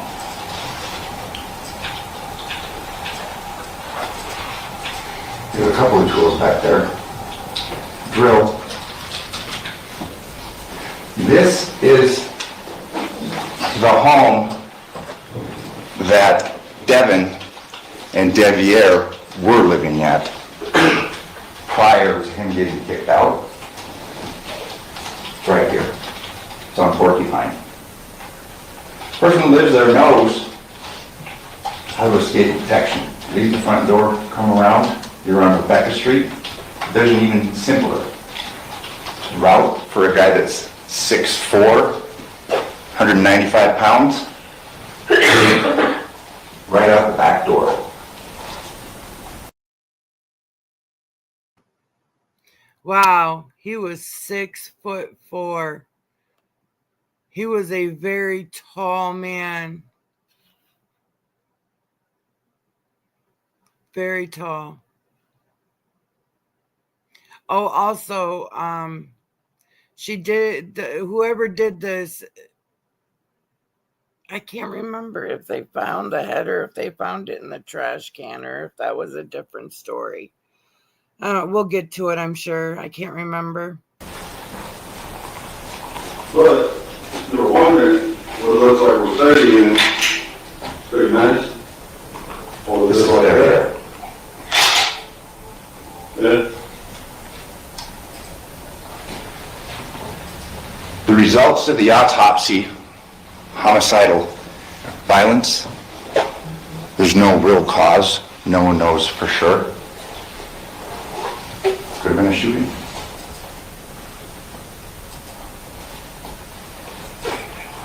These are pictures on, and there's more, but these are just to let you see what was captured on Devyn's phone. If you look at this is telling, look at the date. 8/7/23. Modified that night, it was looked at. The day his dad was killed, or the afternoon, the night following his dad being killed. We looked at that. These are swords that were found in the Porcupine residence. The police went in and searched the residence on 8/7/23. This was the residence that Devyn was living at with Devyn. We got samurai swords on the floor. There has been a lack of investigation, and again, this isn't bad cop, good cop. No, these are good men trying to do the best they can, but they make mistakes. They've been repeatedly lied to concerning the dynamic of a fairly complicated and salacious relationship. 2 instruments at least used to decapitate Jonathon, 1 manual tool and 1 power tool. Neither recovered. Coroner examination, tool mark analysis reveals characteristics consistent with the use of 2 tools. A hand-powered knife and mechanically powered saw. Something when someone does homes installations, security systems, entertainment systems would have and know how to use. Listen, the mechanics to decapitate a human being are difficult. I mean, you've got this complex systems, you've got the musculature, you have the veins, the arteries, you've got the trachea, you've got the vertebrae, very thick ligaments and cartilage. It takes a lot. Hand-powered saw can do it. What's interesting, and you will see, and it will play out, there's no blood spatter in the room consistent with use of power tool. Apparently there's an assumption that this decapitation occurred on the bed. I submit to you when you see the evidence, it's not consistent with that. You've got a power saw going in the neck there, and you're cutting through it. There's going to be stuff all over the place. They didn't find anything. No cuts or markings to linens for blood. Oh yeah, there would have been blood spatter everywhere if she were to use some type of power tool. I mean, the force behind those power tools, I mean, it would have been everywhere. The ceiling, the floor, the walls, probably out in the hallway. I mean, there was nothing. There was, I don't think, hardly anything in that room besides him under a blanket, and someone poured cleaning supplies. Like, his body was lit, like the melting, like the steam was coming off his body. So it must have just happened right before Mom found him. Blanket or the mattress. Devyn is 5'3" and weighs 130 pounds. I'm like 120. And again, and this will be for the state, because it's the state and the state alone that has to prove this case. Defense doesn't have to prove anything. There had been surveillance cameras at the Palladura since 2021, and they were only taken down that evening. Jonathon was moving. We'll probably learn through the course of this trial who installed them. Safe to say it was probably Devyn. Ring was never subpoenaed for these videos. We've heard that perhaps it was around account information. The Michaels, Devyn Michaels residence, she was a homeowner that the home phone records. So what they're saying here is 2 instruments used to, you know what, Jonathon? 1 manual tool and 1 power tool. Neither recovered. No blood splatter in the room consistent with use of a power tool. No cuts or markings to linens or mattress. Devyn is 5'3" and weighs 130 pounds. Body moved. There's no way she's going to move a 6'4". I can't remember what they said he weighed. The surveillance cameras had been up at the Palladura since 2021 and were taken down that evening. Now, we all know who put them up. I can't see Miss Devyn climbing a ladder, taking all that stuff down. She's too short.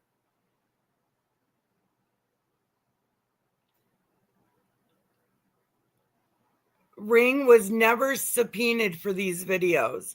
So they never subpoenaed the videos of the Ring cameras.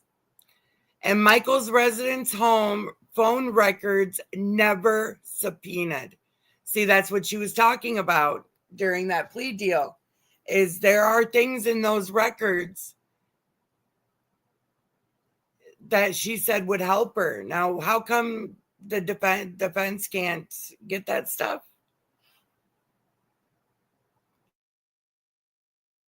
Never subpoenaed. And see, this is significant because you can see on Devyn's phone that on the night of, and we don't know when this happened, wee hours of the morning, there had been calls from their home repeatedly. She was out late. She was with Jonathon. And at least for a time, Devyn was home with the kids. In fact, the same thing had happened the night before. She had been with Jonathon until 1 a.m. the previous day as well, when Devyn was presumably home, probably drinking. There's no blood or DNA analysis of the swords, the porcupine rim, but again, we don't take issue with it. It's probably a sawzall or another hand-powered saw was used. No gun residue testing of either Devyn or Devyn. No gun residue testing at Paladera. No blood on Devyn's clothes when Yoko sees her at 1 a.m. It was actually Yoko's habit to come down from downstairs. You know, Jonathan's room, the room he was moving out of, was downstairs. And through the cell phone analysis, you're going to see that it was somewhat of a shit show with that house. It was a very cantankerous relationship between Jonathon and his mother. Don't drink, you're going to get pulled over. The autopsies results will show that fatty liver, the guy's a heavy drinker. He had GHB in his system, he had marijuana in his system. You know, the issue about the car keys and the wallet, Social Security guard being at the house that he's moving into, given not only Devyn's concern, but Yoko's concern. For most people, that may be a big deal, significant, where this guy, getting loaded, driving regularly, got to take his keys. Cell phone, part of the bunch. He was moving into that residence, and that's where the police found these things. That isn't evidence of motive, not evidence of murder. There is no blood on Devyn's clothes when she goes through the CVS drive, through the pharmacy. Their kids were home. They were home the prior nights. They were living with Devyn. There had been a custody dispute, but that had been now resolved through the rekindling of their relationship. She lied about the sex that she was having with Devyn, or Devyn lied about the sex she was having with Devyn, and Devyn lied about the sex she was having with Jonathon. There's no blood on the clothes investigators recovered from Devyn's house. There's no blood on her. And I'm going to show you the video in just a few minutes that the state had showed. The still. This is the night before he is dead and decapitated. Watch that.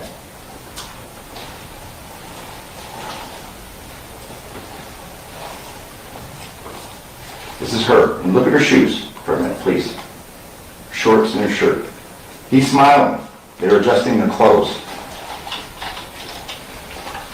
And bear with me, this is about 1 minute and 20 seconds, but we want you to watch the whole thing. There's Jonathon. And she had spent this day with him and the girls. They were going school shopping, they were going Burlington, they were moving in things. The girls were there for good. And again, what motivation does she have to get rid of him? She had the girls all summer and was going to continue to have them. She tried to register at school the next morning, but she wasn't able to. Unbeknownst to her, he was dead. She went back the next day and tried to register him.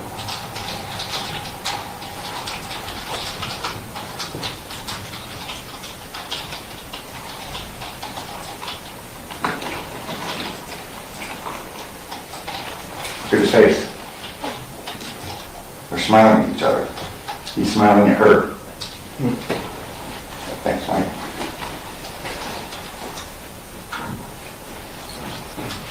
Did you just rewind that a little bit? Oh, thank you. Here we go. Look at his face. Thank you. Oh, we skipped something. Just a second. Can we forward this just towards the end of it where Devyn's walking out? Again, look at the shoes. And this is before this beheading that the state's saying that she did. There goes Jonathon, and there she goes. Look at her shoes. Look at her shirt.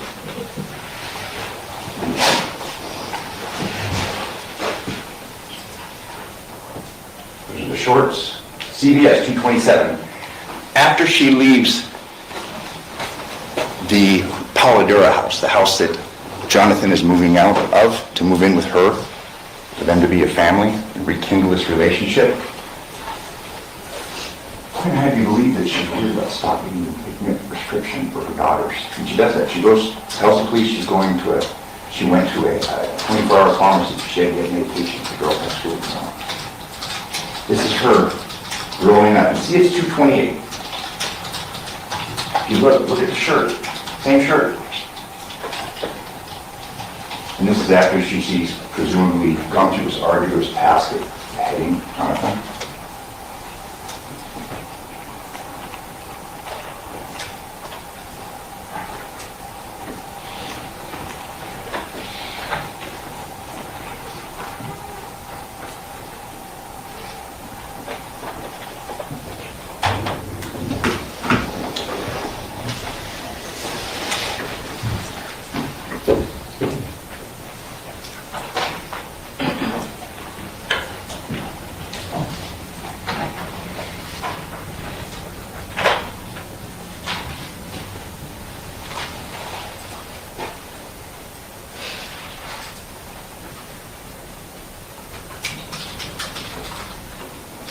She has the wherewithal to get a prescription after supposedly beheading man.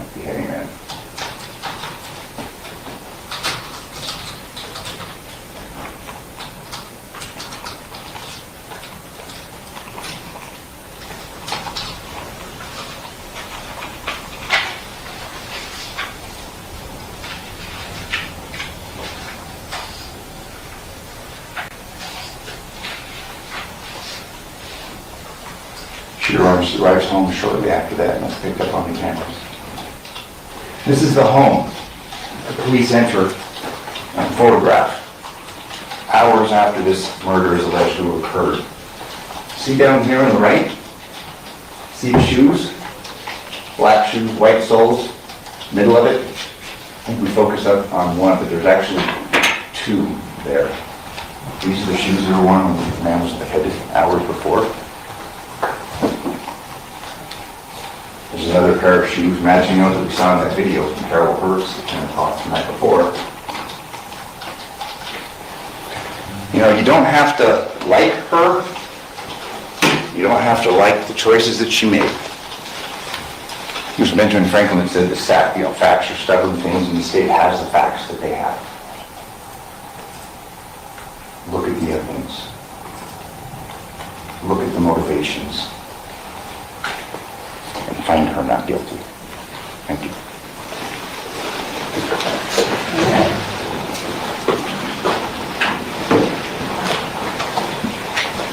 Steve, are you prepared to call your first witness? Yes, Your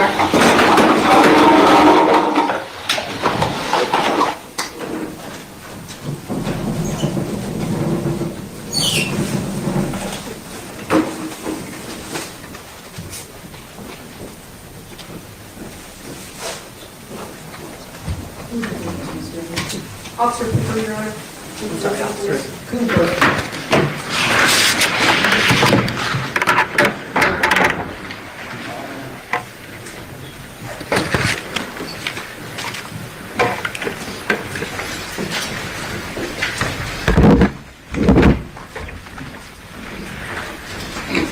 Step on up and then send me the personal story. Yes, sir.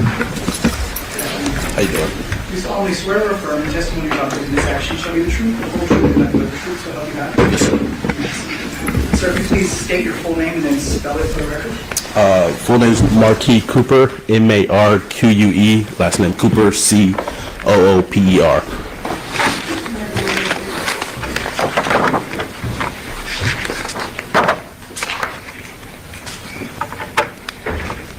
Good afternoon, sir. How are you employed? By the city of Henderson. What's your position there? I am a patrol officer. How long have you worked in that capacity? For 8 years. And what are some of the duties of a patrol officer? Could you inform the ladies and gentlemen of the jury that may not know? Yeah, for patrol officers, typically responding for calls for service, it can be something as simple as a civil dispute or as a shooting. So just whatever calls for service that come through the computer. And as a patrol officer, are there certain areas that you're assigned to? Yes, so Henderson's separated by the North Division, West and East. Was assigned to the North Division. And in those, also in those North, they're separated by what they call beats or areas, which is, they're numbered on ours. It's 1 through 7 for the North. And you said which area command were you responsible for on around the time frame of August 7th, 2023? That was the North Area Command. What types of call for service would you go out to and respond to? As far as on that day or just in general? Just in general. It could be a gamut of things. I mean, like I said, a complaint, a simple complaint of neighbor dispute to a shooting to petty larceny. We had them all there, so a lot of petty larceny and things of that nature. So it could be anything you can respond to.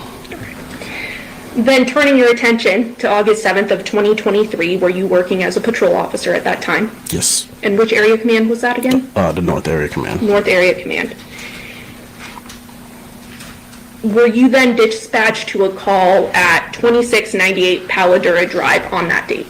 Yes. Around what time did that call come out? Don't know the exact time, but I roughly think it was around 8:50-ish. Fair to say around 8:40 in the morning? Yes. And what was the nature of the call as you understood it at that time? At that time, what I had was the CAD notes from the computer, and it just said that a mother found her son, and she saw blood, and I think the other detail was he didn't have a face. That's what the call note stated. And then after getting that information, did you then respond to that Paladura address? Yes. Did you respond with anyone?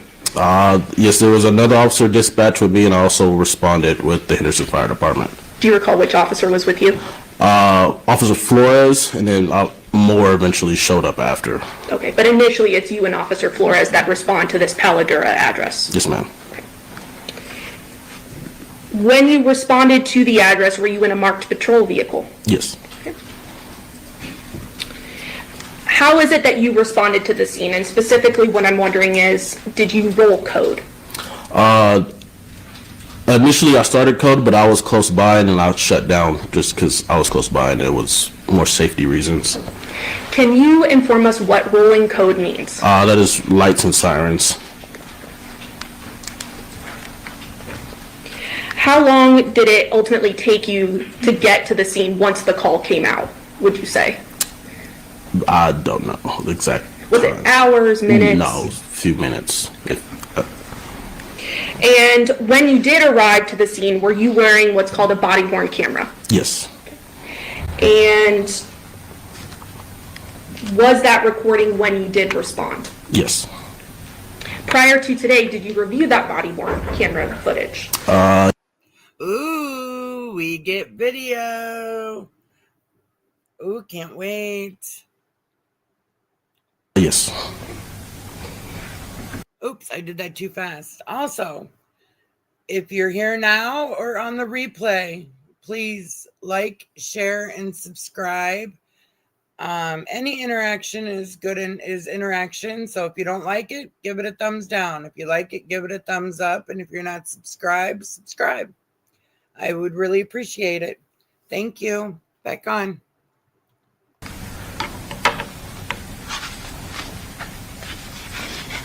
Your Honor, permission to admit State's Exhibit 2 that I believe has been previously stipulated between the parties for its admission. Absolutely, no objection. Okay, States 2 will be amended? Your Honor, permission to publish that exhibit? Yes.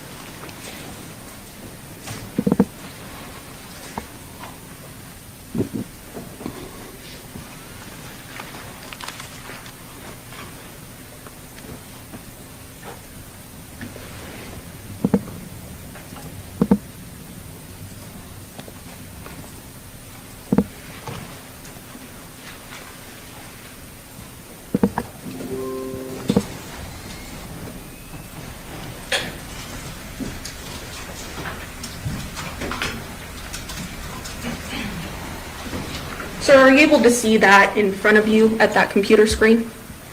Yes. Okay. And what does that appear to be? You sorry, what'd you say? In front of you, what does that appear to be on the computer screen? My body cam footage. Okay. And specifically looking at the top right-hand position, do we see a date there? Yeah. And what does that date say? 8/7/21/3.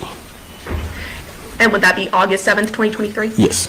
And is there a timestamp at the start of this video? Yes, 8:46 a.m. And about 13 seconds? Yeah. I'm going to go ahead and play the video from the beginning. And specifically fast forward to about the minute mark.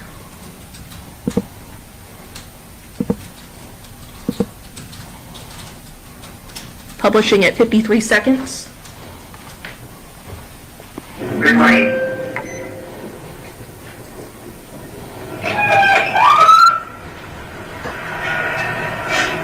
And I'm going to pause it there at 108. That siren we heard, is that your rolling code, as you would call it? At this point, I was just trying to get around so I think there was some cars blocking. I was trying to get around to. Understood. Playing again from 108. Sure, 52 visual. I can do one for the river requirement, call in to the response service, they want it.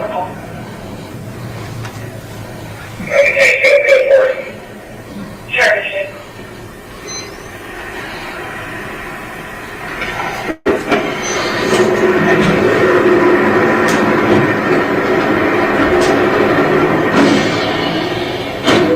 And I'm going to pause the video at 1 minute 36 seconds. So when you approach the scene, the 2698 Paladura Drive, are there already people at the residence? Yes, the Henderson Fire Department, and there was somebody else. I don't know who that was. But it was a fire department response prior to your response? Yes. Okay. And is this you obviously walking towards the residence? Yes. Playing at 1 minute 36 seconds.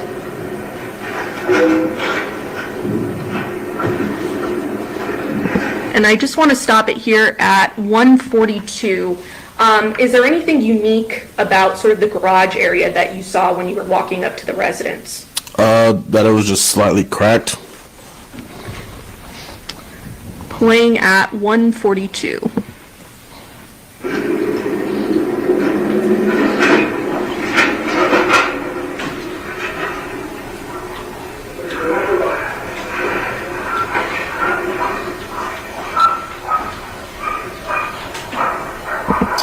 And I'm stopping here at 159. Did you hear something in the background when you arrived? I mean, a dog barking. Okay. Do you recall the dogs being in the house at the time? I don't recall if they were in the house. Playing at 159.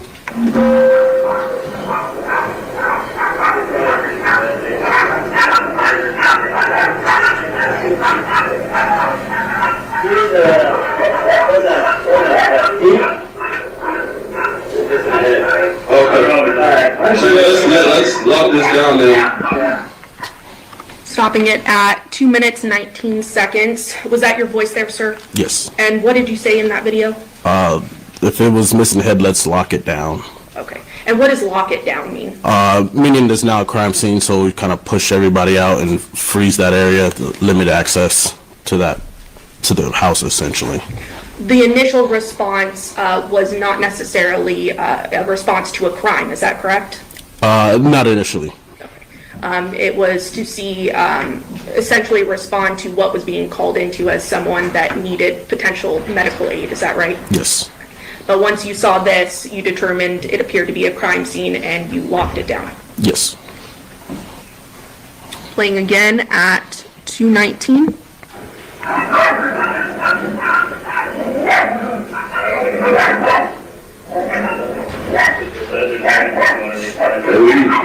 Lock this down, let's FI down. And I'm going to stop right there at 2 minutes 32 seconds because I hear another term that we may not know. What does FI mean? FI is a field interview, so essentially we'll gather information, name, date of birth, things of that nature.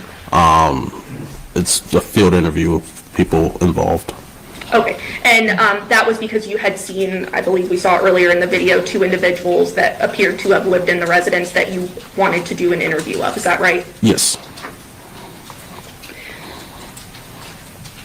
Playing again at 2:32.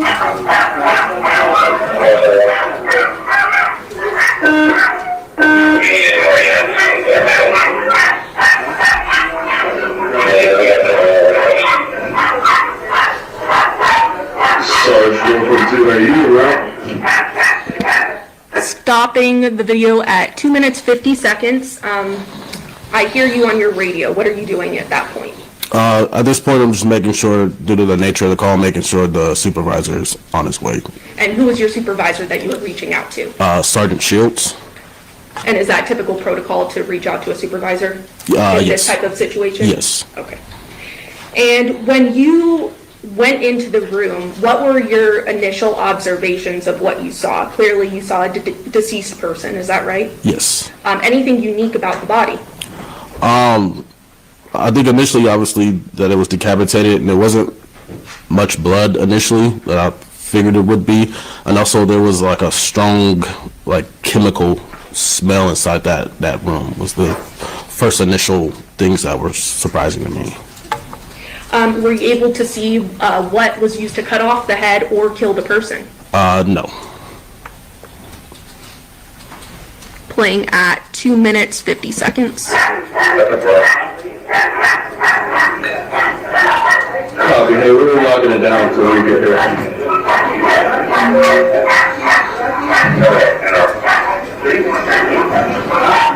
No, so when you get here, can you grab a crime scene log? And stopping at 3 minutes 8 seconds. What is a crime scene log? Crime scene log is, once we determine it's a crime scene, it's pretty much a document to list out who enters or who exits that crime scene. So in this video, you're essentially asking for one of those. Is that right? Yes.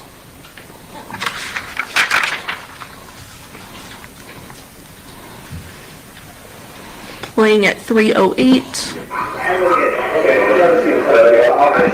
And I'm pausing at 3:11. Are those the 2 individuals that you saw in the home that appear to be residents? Yes. Were you able to, through your investigation, identify those 2 individuals? Yes. Okay. And was that Yoko Willette and Masao Yoshida? Yes. Playing at 3:11.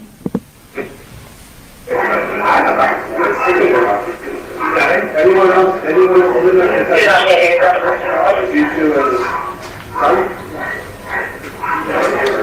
And I'm stopping there at 3:24. We hear in the video that it appears to be only those 2 individuals as well as the deceased that was in the home at that time. Is that right? Yes. Playing at 3:24. Okay, so my question is, the mom did say that the meat cleaver was missing, but they claim power tools was used. Wouldn't mom and boyfriend hear these power tools? For sure they're not quiet.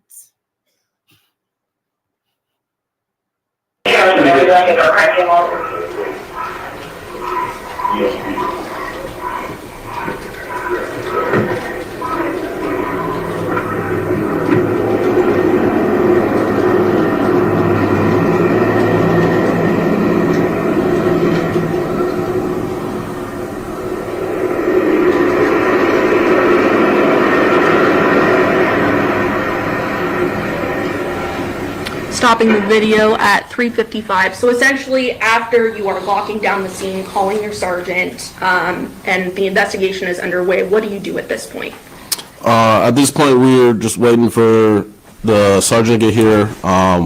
We're eventually going to set up some crime scene tape and start that crime scene log. Court's indulgence. Your Honor, the state will pass the witness. Cross. Yes, thank you.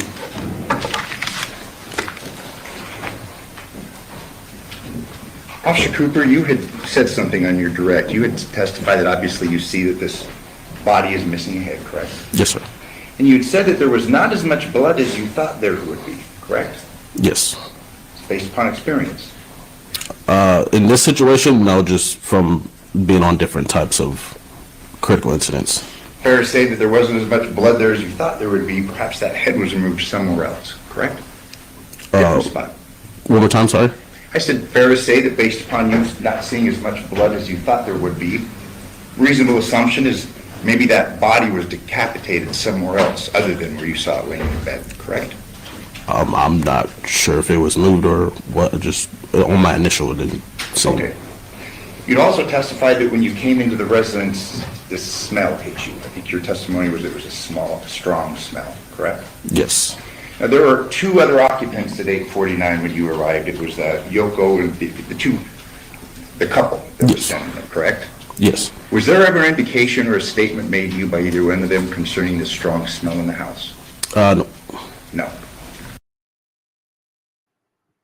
I was just gonna unmute to say that. Wouldn't these two individuals have heard the power tools and also smell the chemicals? There was bleach and ammonia. Come on now, you're not supposed to put those two together. We know what happens. Thank you. No further questions. Reader? No further questions from the state, Your Honor. Ladies and gentlemen of the jury, have any questions for this witness? Okay. Seeing no response, sir, you're excused. Thank you very much for your testimony here today. Thank you. Your Honor, the state's next witness is Sergeant Forrest Shields.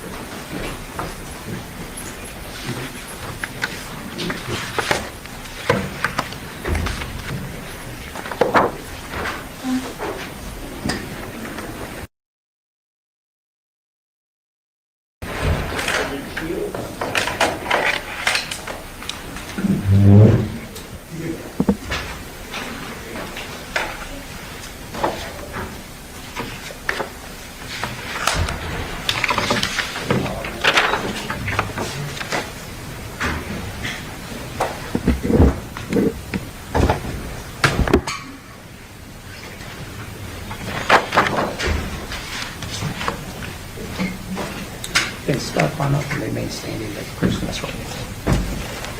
Good afternoon. You solemnly swear or affirm the testimony you're about to give in this action shall be the truth, the whole truth, and nothing but the truth, so help you God? Yes, I do. Yes. And also, could you please state your full name and then spell it for the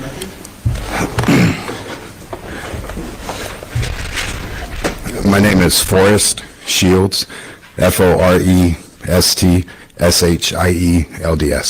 Good afternoon, sir. Good afternoon. How are you employed? How am I employed with the Yes, city sir. of Henderson? I'm a police sergeant. How long have you worked as a police sergeant? As a police sergeant, approximately 2 years, but as in law enforcement,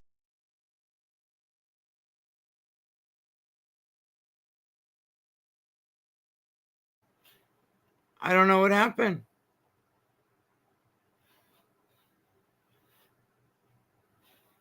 Oh, that's right. I got to go to the second day, the second set two. I'm like, what happened?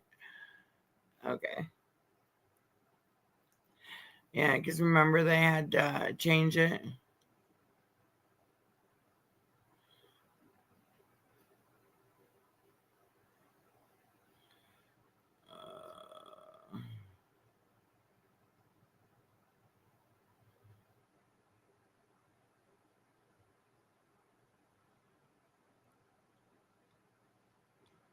Well, where is it at?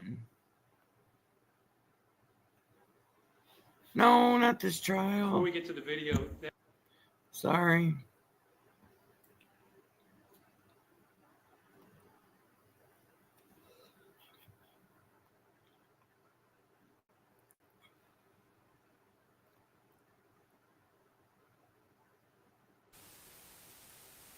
Is this the first one? Yeah, it's the first one. I want the second one.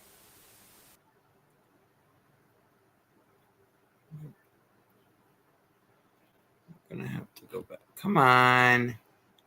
I don't know why my computer is going so slow.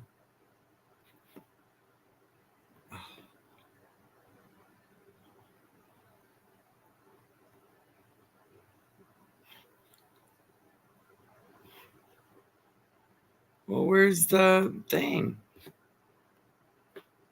Oh, there we go.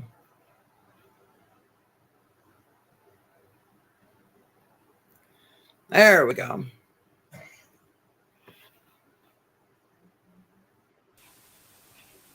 Yes, ma'am, Judge.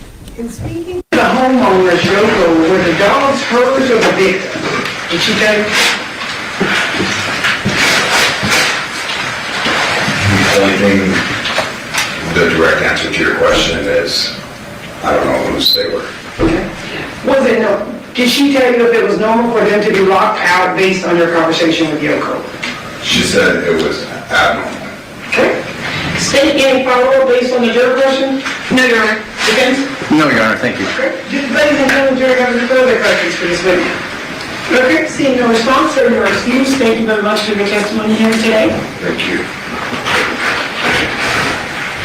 Oh, that's where they must have cut everything out. Okay, ladies and gentlemen, the next witness is going to take a little bit of time, so we're going to take a brief bathroom break, and the next witness will take us through the rest of the day.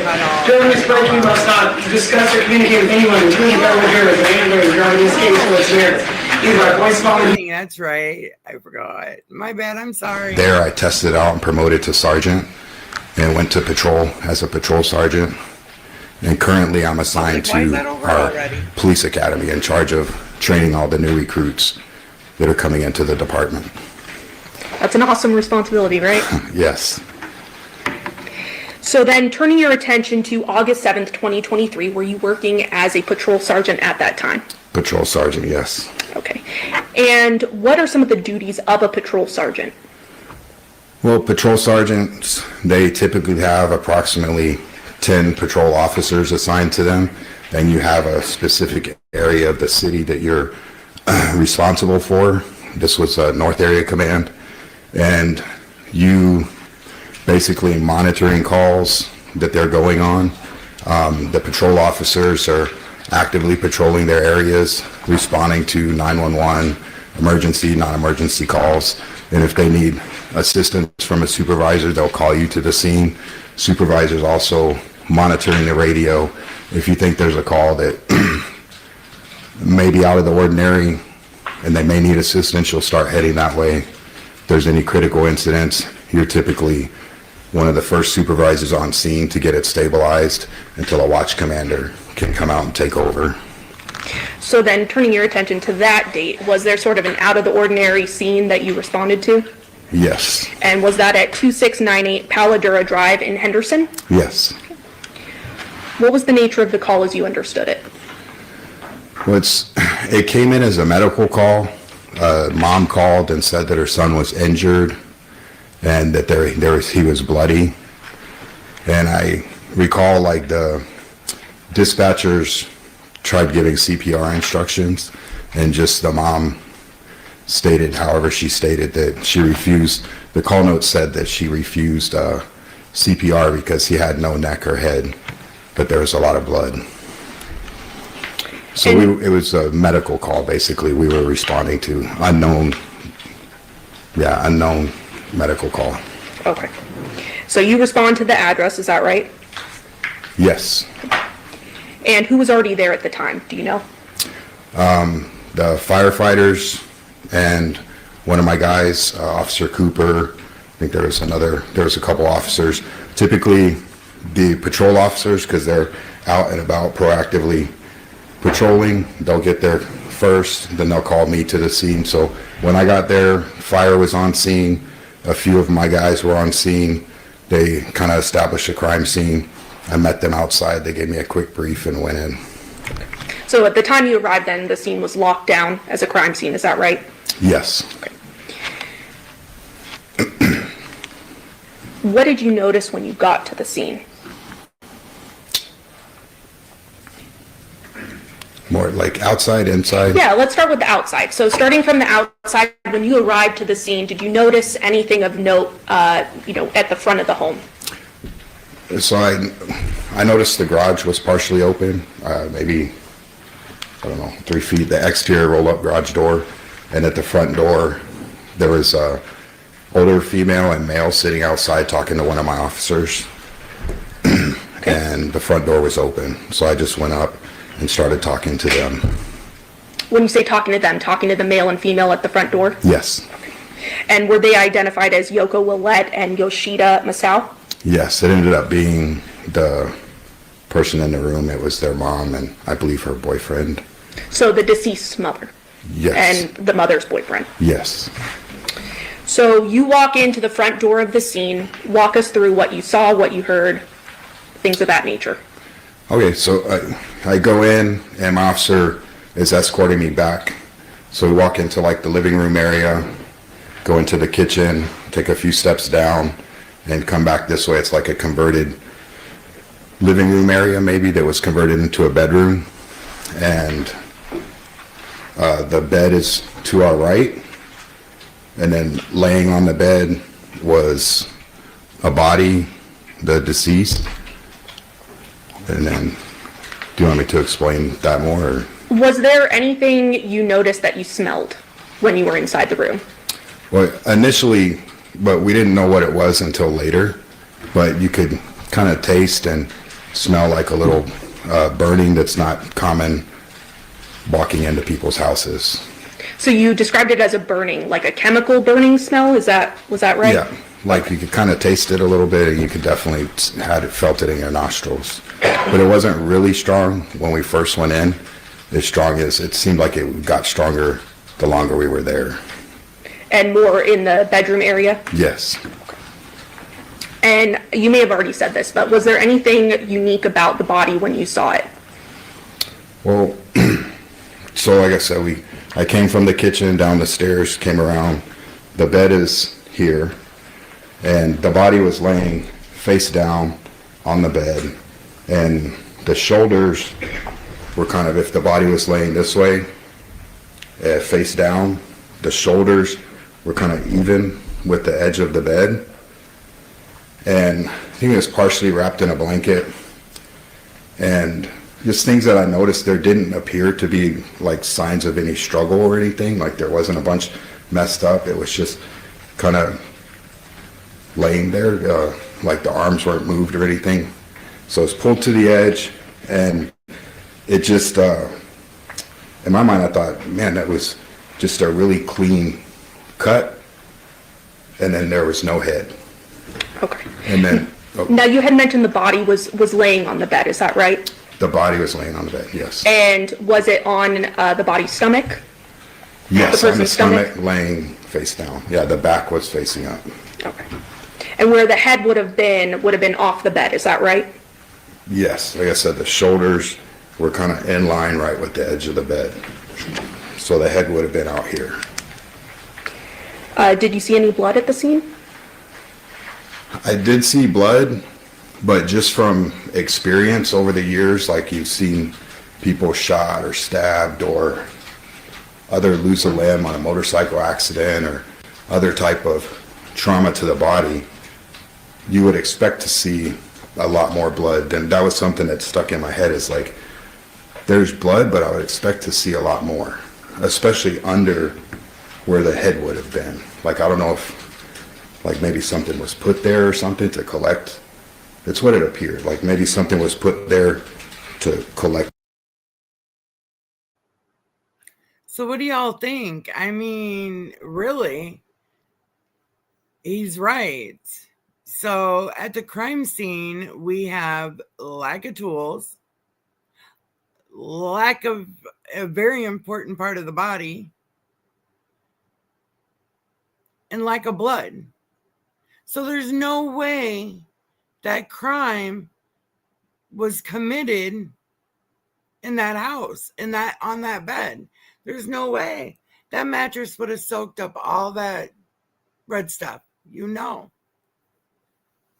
And there's no way that woman is moving a 6'4" man. No way. She can't. There's 2 other people, and I'm pretty sure that Yoko and her boyfriend, they have charges. I'll have to look it up, but they have been charged with I don't know if it's obstruction or what it is, but I'll look it up and let you guys know. I'll be back. The blood, because there was just what appeared to be not as much blood that you would imagine being there. So no blood spattering, things of that nature that you might normally see. I remember there was blood on the mattress to the right of the body, and then a small, I don't know if that's small, I think there's a small amount of blood on the floor. And then, looking around, the wall wasn't very far away. You would expect to see some type of cast off, spatter, blood anywhere, but it appeared like a very clean scene, other than the body, the blood, the little blood. Now, the color of the blood, was it unusual? Yeah, typically, blood is pretty obvious, we've all seen blood, but this one wasn't like the typical fresh red blood. It was more of like a black color. And that's not normal based on your training and experience from what you've seen with bloody incidents? Based on my experience and being at other crime scenes, with, the time lapse, no, not common and not consistent with what I've seen in the past. Now, you mentioned to us that you have 28 years of law enforcement experience. Yes. Was this the first decapitation you responded to in your career? I was thinking about that. I can't recall another decapitation. Something you would probably remember if you did see it before, right? Yes. So it's not your everyday event that you see something like this, right? No. Did you inspect any other rooms other than that bedroom where the body was found? Yes, so after seeing that and just thinking about the blood, I went around. So if you go around the bed, back there's kind of like a little hallway that led into a bathroom. So I walked into the bathroom, and before I went to the bathroom, I remember having to step over 2 bottles of like cleaning, liquid cleaning bottles, some kind of Clorox or that type of thing, bottles laying on the carpet prior to getting to the bathroom. So stepped over those, went into the bathroom because I was wondering maybe if there was blood in the sink or blood in the bathroom or anything, but nothing appeared. There didn't appear to be any blood in there, and didn't appear to be any signs of struggle in there either. So the other things that I noticed that the mom had said outside, I confirmed what she had told me, where she said when she came downstairs, she thought it was weird that the dogs were locked out, and the interior garage door, the single door, was propped open, and then the exterior door was rolled up. So when I came out of the bathroom, I noticed that the interior garage door was propped open, the exterior roll-up door was part of the way up. Okay. Now I want to turn back to the body that you saw. Did you notice anything peculiar emanating from the body? It was actually pointed out by one of my officers on the scene. I was kind of by the foot of the bed, I think, and he said, "Hey, Sarge, this guy is smoking." And I was like, "What?" He said, "This guy is smoking. There's smoke coming from underneath him." So I go over there and see, he's shining his flashlight. You could see kind of smoke coming off of the body, or what appeared to be some smoke coming off the body. So I told my officer, I said, "Hey, get a camera and start taking pictures of the scene, because in my mind I'm thinking, if this catches on fire, we need to get as much photos as we can before we lose the scene to a fire and then firemen shooting water all over everything. So let's try and get as much photos as we can. So then we get closer and he's shining his light, and then you can really start. It was coming, like I said, if he's laying face down on his shoulders, it was more coming from like under him, around like from like the chest area. Yeah, from between like the bed and him. So that's why I didn't know, or is this something that's going to start on fire? But then once we got closer, taking a closer look, that's when you could really smell, and it burned inside of your nose and you could really taste it. So I'm like, hey, we got to clear the guys out of there. This is some kind of chemical that's mixing. Okay. Did you eventually then get a statement from Yoko Willette, the deceased mother? I talked to her, but I didn't get like an official statement like a detective. You spoke with her. I spoke Is that right? with her. What did she share with you? She shared with me that she last saw them. It objected to your statement. And it's not being offered for the truth of the matter asserted, it's just for the investigation and what led to the investigation.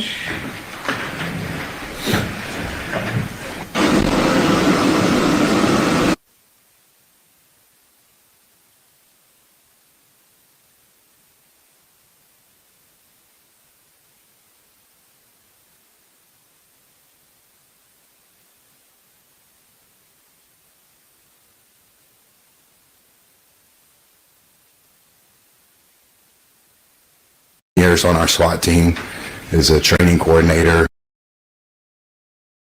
On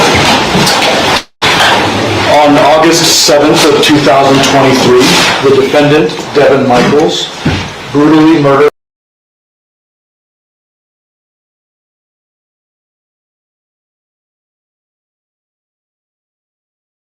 I didn't get like an official statement like a detective. You spoke with. Sorry, I was trying to unmute and it all went to HE double hockey sticks. So the lawyer, the defense lawyer, this is his theory. What happened on August 7th, 2023 was Devyn was getting kicked out. He was no longer going to be in this relationship because of Dad. The dad he hated was coming in and not only taking his home, but taking his wife. Draskovic said, no cell phone or video evidence puts Devyn Willette at the crime scene. Jonathon told the jury, Darovich told the jury that Devyn Willette works as a home security system technician and has access to power saws.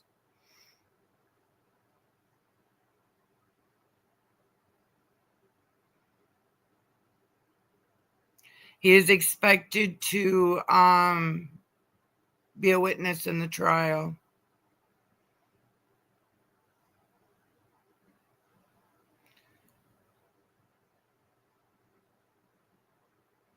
And she was on 1 year probation for child abuse charges.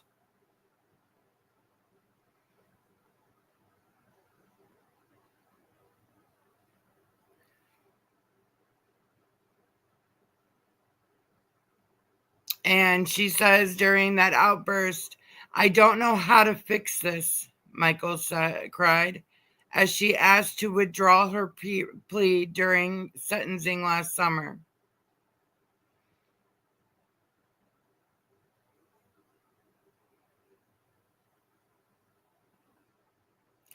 So that doesn't explain how or where he was murdered and decapitated.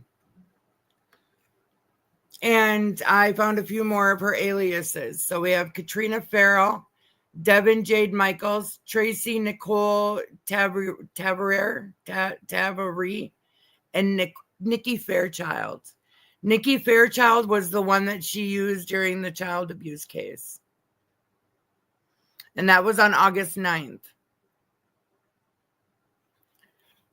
Okay. I spoke Is that right? with her. What did she share with you? She shared with me that And he really needs to stop doing that with his nose. she last saw them. Objectives to your statement. And it's not being offered for the truth of the matter asserted, it's just for the investigation and what led to the investigation.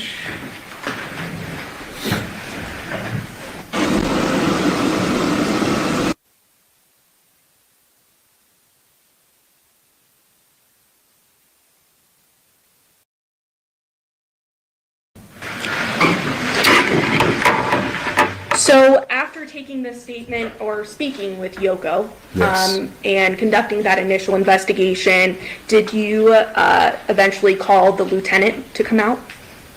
Yes, that the patrol supervisor, yeah, that's your job. You get there, make sure the crime scene is locked down, taped off, so all the evidence and the crime scene's preserved. Then that's why I spoke to her to get a brief story, so I could report up my chain. So once I get the story, my guy's observations, the story from mom, I put that together. I call my watch commander, and then we make notifications to get detectives and crime scene to come out to the scene to hand over the investigation to them. And did you learn through your investigation that there were children as well involved? Yes, Okay. And were you attempting to locate those children? yes, and that was because the mom had, and part of my conversation with her, said that he was supposed to take the kids to school. Okay. And I believe you mentioned there was crime scene tape that was put up around the residence to lock it down as well? Yes, Okay.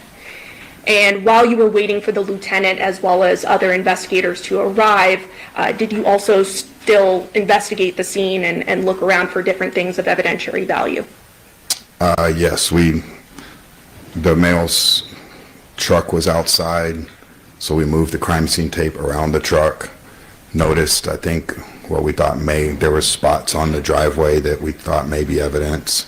So, yeah, and at that point, I kind of break away once it's secure, and then I start kind of getting my thoughts and the information put down, because when the detectives and crime scenes show up, it's my responsibility to give them a brief when I turn over the scene.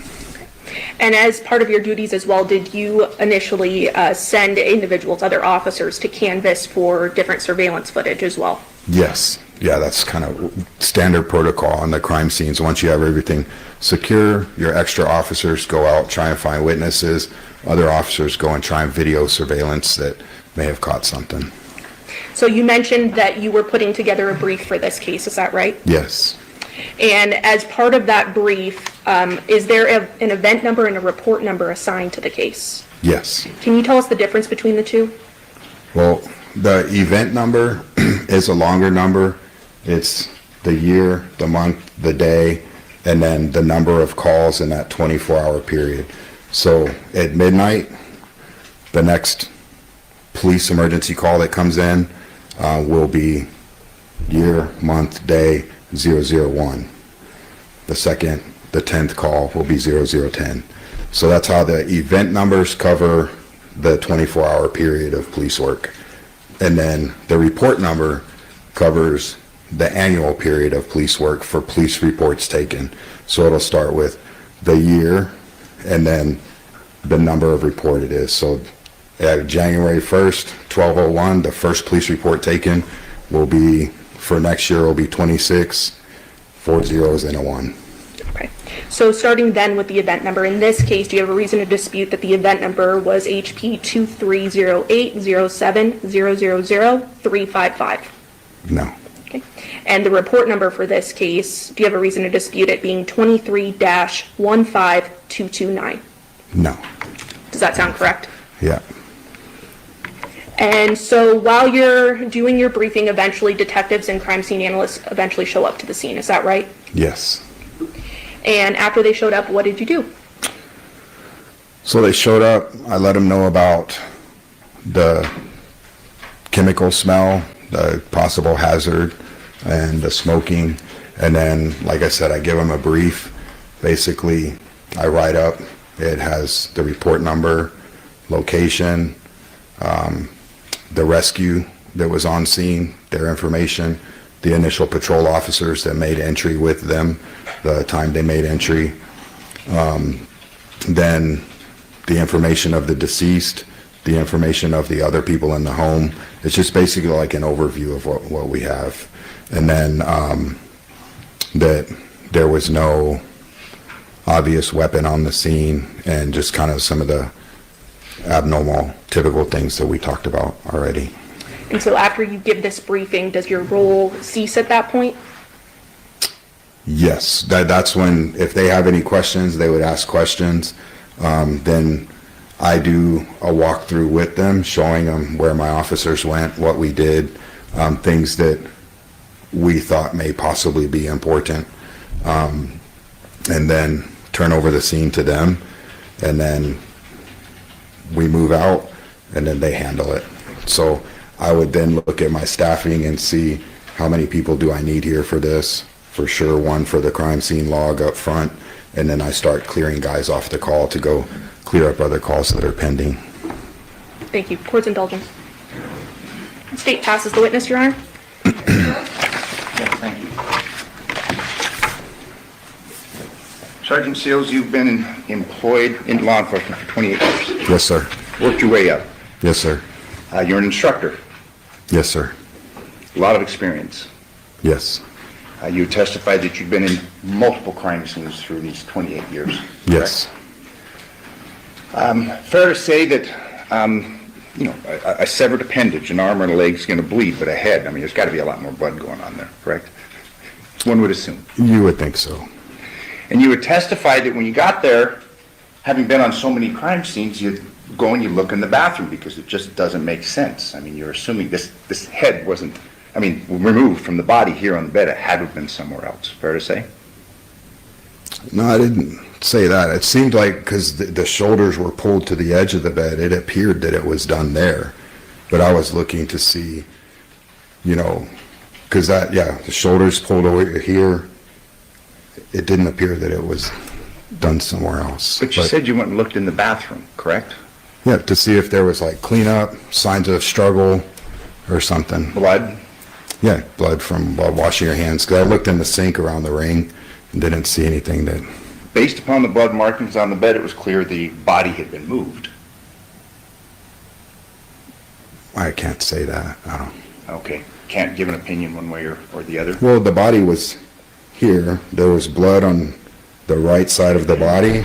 And like I said, directly under where the shoulders were, there was an area of blood like that. But I don't, yeah. But you testified things just didn't seem right, and that's why you went and you looked in the bathroom, correct? Yes. And, you'd agree with me, you talk about a bucket, that's just, you're speculating. You're hypothesizing, fair to say. Absolutely. And fair to say that you can't say, if something was wrong, so you went and you looked in the bathroom, correct? Based upon what you saw. Based on what I saw, like I said, that is speculation, but it's like what made sense with the way that the blood was, the body was, lack of blood on the thing, the shoulders lined up with the side. And part of me going into the bathroom also is just before I turn things over to detectives, I want to make sure that I checked everything in case they have questions for me. Fair enough. But again, you would have expected to have seen a lot more blood, correct? Yes. The head just been chopped off or sawed off or however removed there, correct?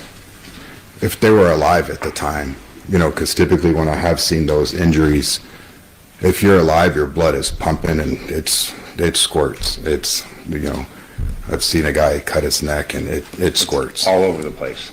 Have you ever had any cases? If they're alive. Have you ever had an experience though where a head's been cut off with a saw? Oh, people were dead. Not that I know of. Okay, so we don't know then. Fair to say? Fair to say. But you went and looked in the bathroom, correct? Yes, sir. Thank you. No further questions. No further questions, Your Honor. So, ladies and gentlemen, if you have any questions, please, sir, you can write your question on a full sheet of paper with your name and your juror number. Can counsel approach?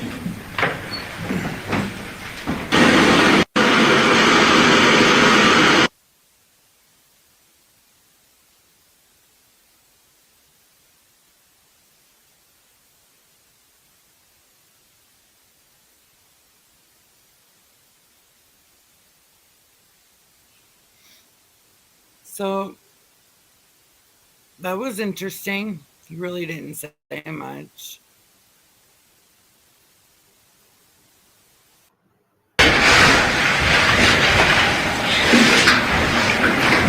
Okay, ladies and gentlemen, the next witness is going to take a little bit of time, so we're going to take a brief bathroom break, and the next witness will take us through the rest of the day.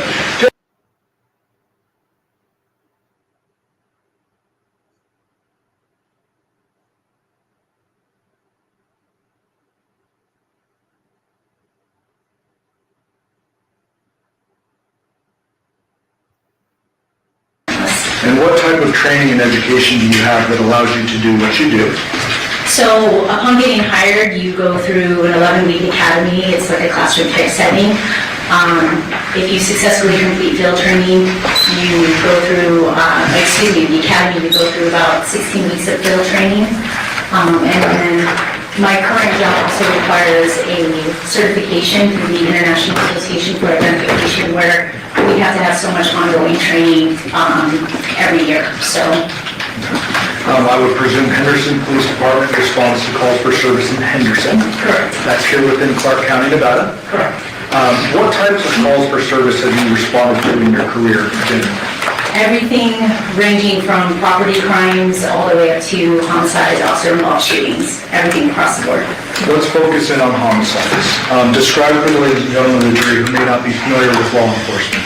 How is it that you get involved in a homicide scene? In my current capacity, I respond to all homicides. I'm the only crime scene supervisor for Henderson PD, so my job is to respond and to assist my folks and facilitate whatever they need in my capacity. If you could describe the general duties of a crime scene analyst, not necessarily yourself, but someone who's just a crime scene analyst. Sure. So we respond to the scene and we handle all aspects of the crime scene documentation, everything from taking photos to evidence collection to latent print processing, shooting reconstruction, blood stain pattern analysis, anything and everything involved in crime scene documentation. When you document a crime scene, I presume that is done under a particular report number or event number? Yes. And is that a unique identifying number that allows you to categorize everything from this particular scene or investigation is associated with this number? Yes. And then Henderson tracks their event number via a report writing system, and people can add to that and update reports. Is that fair? In this particular case, were you operating under event number 23-15229? Yes. If you could describe for the ladies and gentlemen how it is that you received this call for service.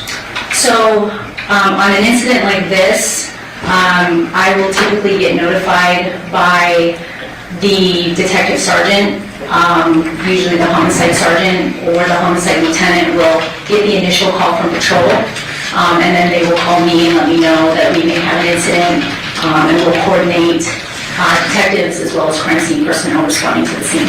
And is it your duty or your responsibility to assign your crime scene analyst to a particular call? Yes.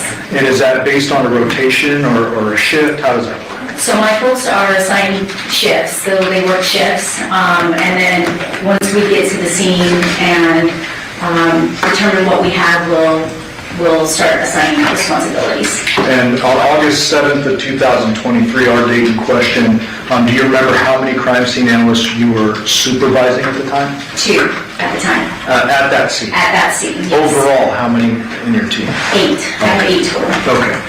And is it common for a homicide scene such as this to have 2 plus a supervisor? At least 2, if not more, and myself as well. Okay. Who are the other 2 that responded to this scene with you? So I had CSA Megan Bone and CSA Randy Newbold with me. And you mentioned dividing up duties. How do you go about doing that?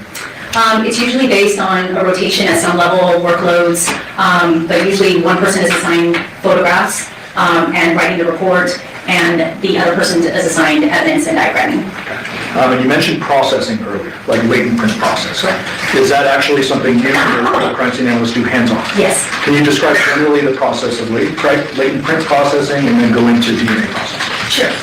So latent print processing is really determined on the surface area that we're trying to process.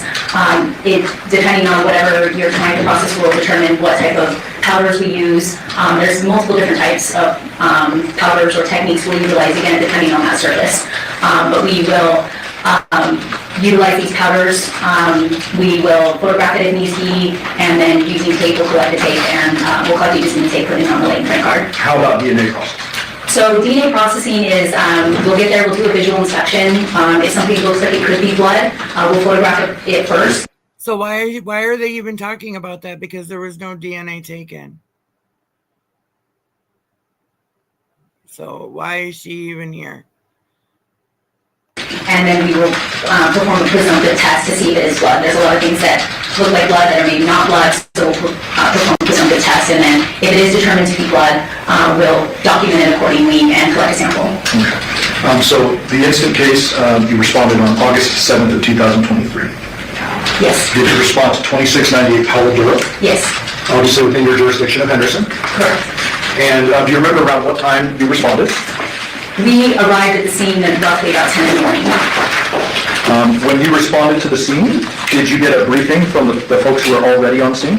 We did. From the patrol personnel on scene, we got a briefing. When you received the briefing, well, generally, what is the purpose of getting a briefing? It's just to get all the information we have up until that point. Usually just to get report numbers, names, dates of births, details of calls for service, maybe what patrol or fire observed when they first got there, just kind of your basic preliminary information. Okay. Are there times in which you will receive a briefing and that will guide you in what to focus on, what is normal or abnormal in the scene, etc.? Yes. And so you're receiving this information in order to determine kind of how to approach the scene, etc.? Sure. What was the briefing you received in this case? In this particular case, we received information that the victim had been found by his mother, that he was laying in bed, and that there was a strong odor of chemicals in the area that he was found. We weren't really sure yet what we had. Patrol had advised that they believed that his head was gone, was missing.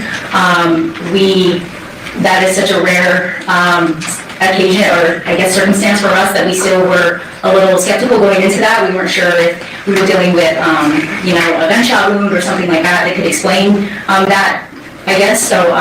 Well, let me stop you. Just, okay. Are there times in which you've responded to scenes where it may be reported in that way, the head is gone, but it's just severely damaged from a gunshot wound or something like that? Yes. Is that what you're referring to? Yes, that's what I'm referring to. A little skeptical. Yes. Didn't really think it was an actual decapitation. Correct. Okay. And so you received that information. Do you receive information related to how many people were at the home at the time the body was discovered? Yes. We were told that there were, the victim was in the scene, and then there were two other individuals that were in the scene. And were those two elderly Asian American folks? Yes. Did you see them when you arrived? Were they still there? We did. We did. We moved them outside of the house. They were sitting outside the front house. And after receiving your briefing, do you essentially go in and do what we refer to as a walkthrough? Yes. What does that mean to the jury? So we go in and we just do a brief walk around the scene and see what we have. We're not starting anything at that point. We're just assessing the scene and what's in the scene and what we need to be cognizant of, and it's just very brief. Okay. Once the walkthrough is done, and I presume a search warrant was authored and issued in the process of this. How come they didn't track the son's cell phone and stuff? Maybe that would have told them where this all took place, where he was unalived and his head removed. I mean, I feel like the ball was really dropped, and now that I'm watching this, I don't blame her. Something's not right. Something is not right with this. Yes. And pursuant to that search warrant, the judge authorized you all to go in and do your investigation. Correct. When the walkthrough is going on, are crime scene analysts documenting at that time? Not during the walkthrough. Okay. So it's the next step when they begin documentation? Right. We actually try to limit how many people go through the initial walkthrough because we want to try to minimize any type of contamination, if at all possible. So not everyone necessarily does the walkthrough. But yes, once the search warrant is signed and we're authorized inside the house. I'll try to zoom in the best I can. homicide scenes for first responders to have gone to the scene before your arrival. Yes. And first responders could be patrol officers and or fire department paramedics. That's what happens most of the time, yes. I would presume their goal is life-saving measures initially. Absolutely. Your goal is a little different. Once it's clear that the life is not being saved, you're then trying to limit access. Correct. But you're certainly not going to limit someone going in to try to save somebody's life. Correct. Okay. And in this case, you mentioned that the duties were divided up a bit. Yes. Did you say who was doing photography? CSA Megaphone. Okay. And is there typically what's referred to as a crime scene diagram authored? Yes. Who did that in this case? So in this particular case, we had actually just gotten a new piece of equipment. We just gotten a scanner. It's like a 3D scanner. So I actually did the scans of the scene, and it just generates a point cloud data of the scene. And Megan was able to take that data and put it into this computerized diagram. Yes. Shown C16, Yes. was that your lead? That is the diagram of the scene. And who's the addition to that? No objection to that? No objection. Can I be read? Can I publish? Yes. Thank you. Showing the jury 16. So this particular diagram, does this encompass kind of the lower levels of the home? Yes. Describe the home kind of generally how it's set up, including levels. So when you initially walk through the front door of the residence, I would consider that maybe a lower level. You walk in the front door into this formal living room. From there, there's like a couple of steps that lead up into that formal dining room and kitchen area. The dining room and kitchen area are all on essentially the same level.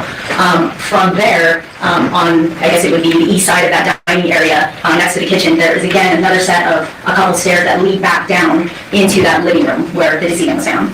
So bottom left of the diagram, exhibit 16, is this the front door? Yes. And then you said you walk into the living room? Yes. And then there are a couple steps up to the formal dining room? Yes. And then a couple steps down to what we'll refer to as, the victim's room? Yes. And here it's listed as living room. It's kind of a converted room, is that fair? Yes. Dining and formal dining room are on the same level? Yes. And then there's some stairs that go up to bedrooms upstairs? Correct. Okay. Based upon the scene and kind of how you're approaching it, I would presume that you searched the entire house. We did not personally, crime scene personnel didn't search the entire house, but yes. And when I say you, I'm referring to all of Henderson. Yes. I should have been more specific. Okay, yes. You, as well as homicide detectives, are searching the entirety of the scene. Correct. Searching and photographing and documenting are different things. Correct. Okay. You guys are documenting this. Yes. Okay. The garage here is down to the bottom right, correct? Yes. And then just for the record, what is all this we're seeing on the right-hand side of the screen? So it's a legend of the diagram, so you can kind of see the title. So we have the report number, the address, what type of incident it is, who completed the diagram, and then we have, like I said, a legend of the evidence and items that we collected within the scene. And then a scale, it's a rough scale, and approximate scale, and then an arrow showing directionality. Okay. Approximate scale, this is by foot? Yes. Okay. And then the evidence is listed as 1 ammonia bottle, 2 bleach bottle, 3 dog door insert, 4 documents, fair? Correct. Those numbers then correspond with these little yellow numbers inside the diagram? Yes. And that's attempting to depict those exactly where they're found. Correct. And then obviously, we have the victim's body there on the bed, is that correct? Yes. Prior to you coming into the courtroom, did you have an opportunity to look through exhibits 16 to 234? Yes, I You did. thumbed through all of those? I did. To save some time, you did it in the hallway? I did. And did all those appear to be fair and accurate depictions of the crime scene photos, or some of them that were taken at this scene? Yes. And I would move for the admission of 16 to 195 and then 208 through 234. No objection. No objection to those. 16 to 195 and 208 to 234? Yes. Okay. Move to publish? Thank you. Showing you 17, what is this? So that is a gray card that is part of our standard procedure for my folks. When they photograph any crime scene, they begin with this photo card, if you will, which again tells us the date, the report number, who's taking the photos, and from a photographic standpoint, the color scale on the bottom could be important as well. Okay, and the photograph by, it says MB1678, what does MB stand for? Megan Bone. And 1678? That's her P number. P number is an individualized personnel number? Correct. Just another way of tracking evidence and such? Correct. Showing you say it's 18. Is this 2698 Aldera? Yes. Obviously located within a residential neighborhood? Yes. And describe kind of what we're seeing in this particular photograph. This is the front of the house. This is how it appeared when we arrived. The garage door was partially up like that. There was crime scene tape that had been placed by patrol officers.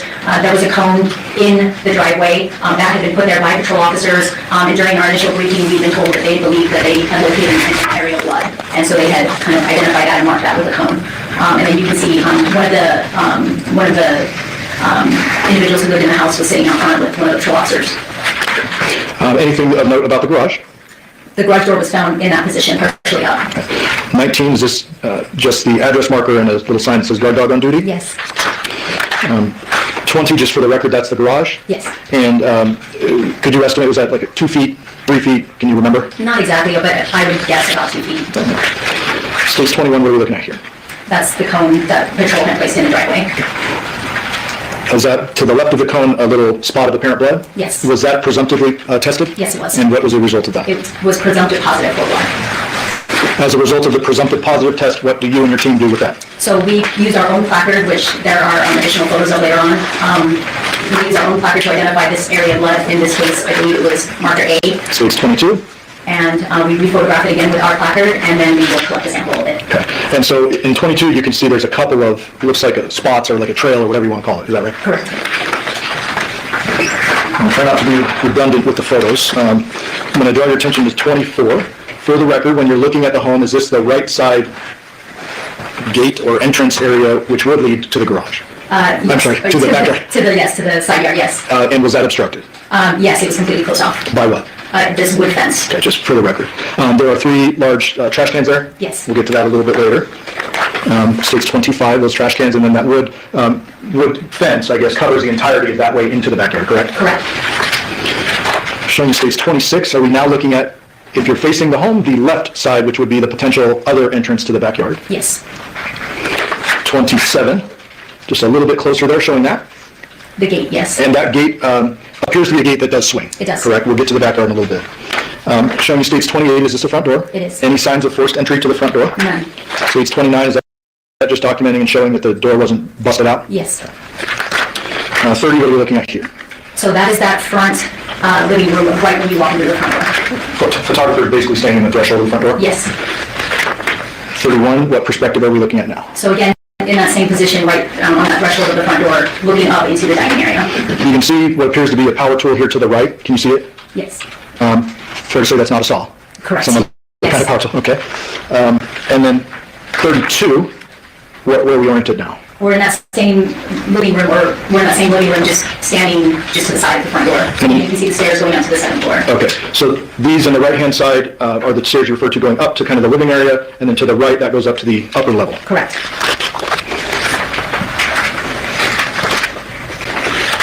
States 34, have we now gone up 1 level? Yes. And do you remember what this is referred to in the dining area? Okay. So these are overall photographs? Yes. Before anything is kind of moved in? Correct, yes. 35, orient us please. Same in that dining area, but you can kind of see the entry going into the kitchen. 36, is this just showing the stairs that lead up to the, I guess it's the 3rd floor, but the upper level? Yes. 37, what are we looking at here? That is a closet just inside that kitchen area. 38. That's an overall of the kitchen? 39, just a different angle of the kitchen? Yes. Was the kitchen searched and documented? Yes. 40, is that the kitchen? Yes. 43, start opening cabinets and you and your team are searching through everything? Yes. 44. Oops, zoom back out. Still in the kitchen, opened up the dishwasher? Yes. Nothing of evidentiary value or note in there? No. And I won't go through all these, but I mean, you're opening these cabinets and going through pretty much everything, right? Correct. 46, knife drawer. Yes. In here, we have kind of your common steak knives and butter knives over here. Is that fair? Yes. 48, another utensil drawer or a couple of utensil drawers? Yes. And there are several other drawers, cabinets that are photographed in the kitchen, is that right? Yes. Anything that you found that had any apparent blood on it or anything of potential evidentiary value? Nothing. So because I need to stop every once in a while, I just wanted to make note that Devyn did not live at the house with Jonathon, his mom, and her boyfriend. I can't remember if, because he's moving out to move in with Devyn, and that's when he told his son he had to move out. So I just wanted to make that known, and then I have to stop for commentary too. If it's going too fast, let me know and I'll slow it down. I'm just trying to get through this day because I have to go to therapy today.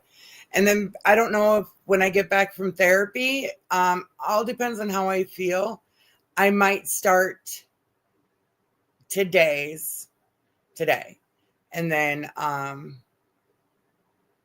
because they go till yesterday, I think they went to 3:00 their time. So that's 5:00 my time. So they can go late if they want. So, all right, back on.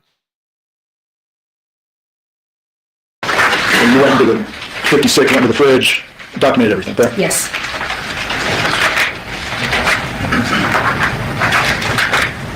Focus in on 61. What is this here?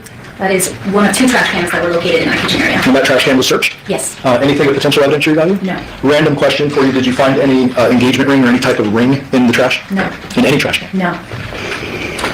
States 63, what are we looking at here? That is the adjacent dining area to the kitchen. Okay. And so in the background, you can see an entrance to a room. Where is that going? That is going down to the living room makeshift bedroom area that the victim's found in. And before we move out of this kitchen or dining area, 65, is that another trash can? Yes. Searched? Yes. No ring? That one was completely empty. 67, what are we looking at here?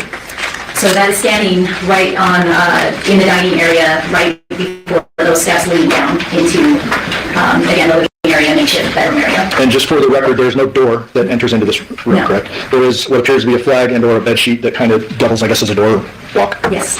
68. So this isn't a basic overall, we're starting to get into the overalls of that living area, again, bedroom, makeshift bedroom area. 69, same room, just different perspective? Yes. 70, same room, different perspective? Yes. Now we're finally seeing the bed for the first time? Yes. And that's kind of tucked around the corner there, is that correct? That's correct. 71.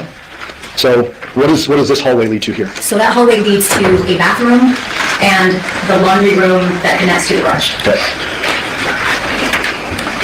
72, different perspective, same room? Yes. 73, different perspective, same room? Yes. 74, same room? Yes. Different perspective?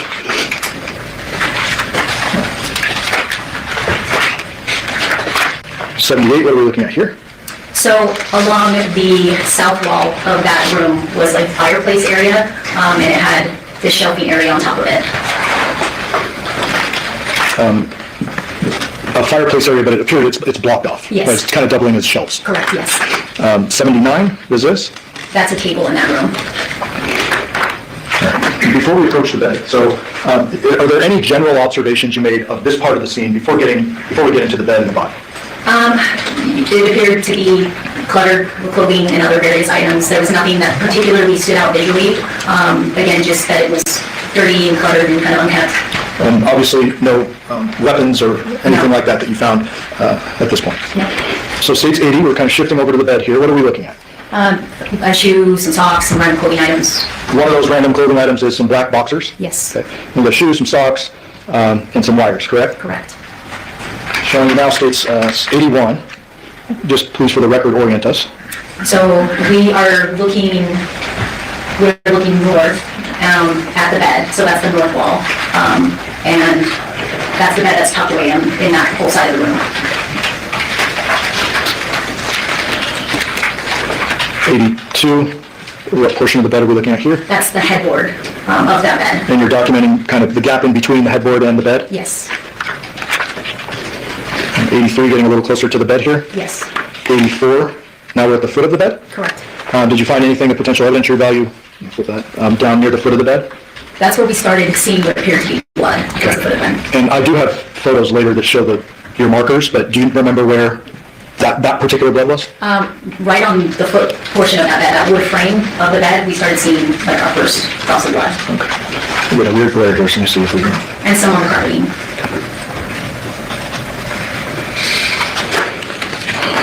84A. And for the record, that was within the stack 84A, but I don't think I mentioned that. I don't think you mentioned that. We moved the admission of the A as well. Okay. Okay. Thanks. So now we are, we're still on the other side of the bed. I apologize. Should have. 86. So what are we looking at here? So that's on the opposite side of the bed. Now we're standing on the opposite side of the bed, where you can see the top portion of the victim, and you have that small kind of area just between the bed and dresser, some other furniture items along that wall. For the record, the victim's his shoulders are kind of adjacent or parallel to the left side of the bed in this photo. Yes. The left edge, I should say. Yes? Yes. Did you make any observations about the blood patterns here on top of the bed? There was some what appeared to be deep saturation blood stains on the side of the bed. There is a glare, and I've been trying to fix it, but tell me if you need me to bring this photo up to you. Do you remember this particular stain, saturation, closest to the foot of the bed being more red in color? I don't remember that specific. Okay. My first? Yes. I can see it in this photo, yes. Council, would you do this now? Sorry, 86. Thank you. And then down on the ground, did you make any observations? Yes, there was another area of what appeared to be just saturated blood right on the ground, right below. 91, that shows it a little bit better. I'm going to try to zoom in.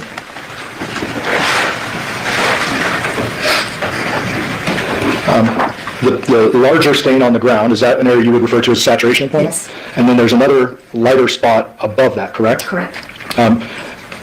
Just tell me kind of what your observations were related to this blood and the positioning of the victim. So that was right below where the victim's head would have been.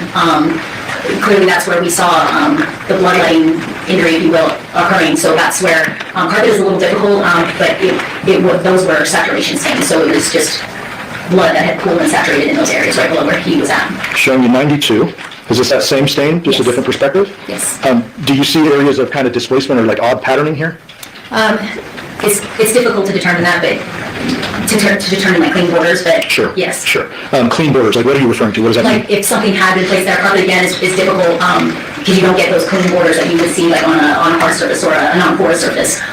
Carpet is a little more difficult, but yes, like you can, I guess, see the outline of where the stain ends. On the right side of the stain, it looks like there's almost a straight line. You see that? Yes. Okay. I would presume your photographer got a little closer and took several photographs of this area as well as the victim's shoulders. Yes. Showing you now 93. This is a little bit better photo of the patterning here on the bed. Is that right? Yes. Did you make any deductions or observations related to the amount of blood, the positioning of the blood, etc.? We didn't at that time, no. We just clearly observed and documented that this just was a very large saturation stain.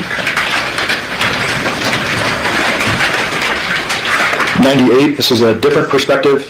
Oops. What are we looking at here? So that is the upper portion of the victim, again, void of his head. And just for the record, is there a substantial amount of blood on top of a blue and white comforter? Yes. And then what is this item right here? That's a large pillow that was underneath the top portion of the victim's torso. So it's 101. Different perspective of the area where his head should be, correct? Correct. Did you make any observations about the color, I guess texture, or anything about the blood? Yes, the blood appeared black, just dark, extremely dark, atypical of what we usually see. And I should have asked you earlier, did you smell anything while you were in the scene? It was overwhelmingly, the chemical smell was overwhelming, burning our eyes, burning our nostrils. It was overpowering the chemical smell that was coming specifically from this area. That smell was present throughout this room, but the closer we got to this area of the victim, we walked around the foot of the bed and came towards this area, it was overpowering. Actually, one more, states 100. For the record, kind of the same perspective, but it shows a little bit of the pooling over here as well. Yes. And ma'am, did you make any general deductions related to where this person was decapitated? We felt like it was done right there. Why do you say that? I mean, there wasn't any signs of a struggle. There wasn't any signs that he'd been moved. There wasn't, if anything, we hypothesized whether or not he'd been rolled from back to front, but that was the extent of the movement that we felt that he had gone through. That there was no movement outside the back. Okay, so rolled from the spot that is pretty apparent down a little closer to the foot of the bed? Correct. Either rolled or, again, something that had blood on it had been placed there that caused that saturation stain. But as far as him himself, we didn't feel like there was any movement or very little movement. Now I have a personal question for you. How tall are you? 5'2". You are a petite woman, we can all see. Did it appear to you that his body was the size where someone like you could roll him over? Sure, yeah. The documentation doesn't end here, correct? Correct. Eventually the sheets and stuff are kind of peeled off onion-like layers, right? Yes.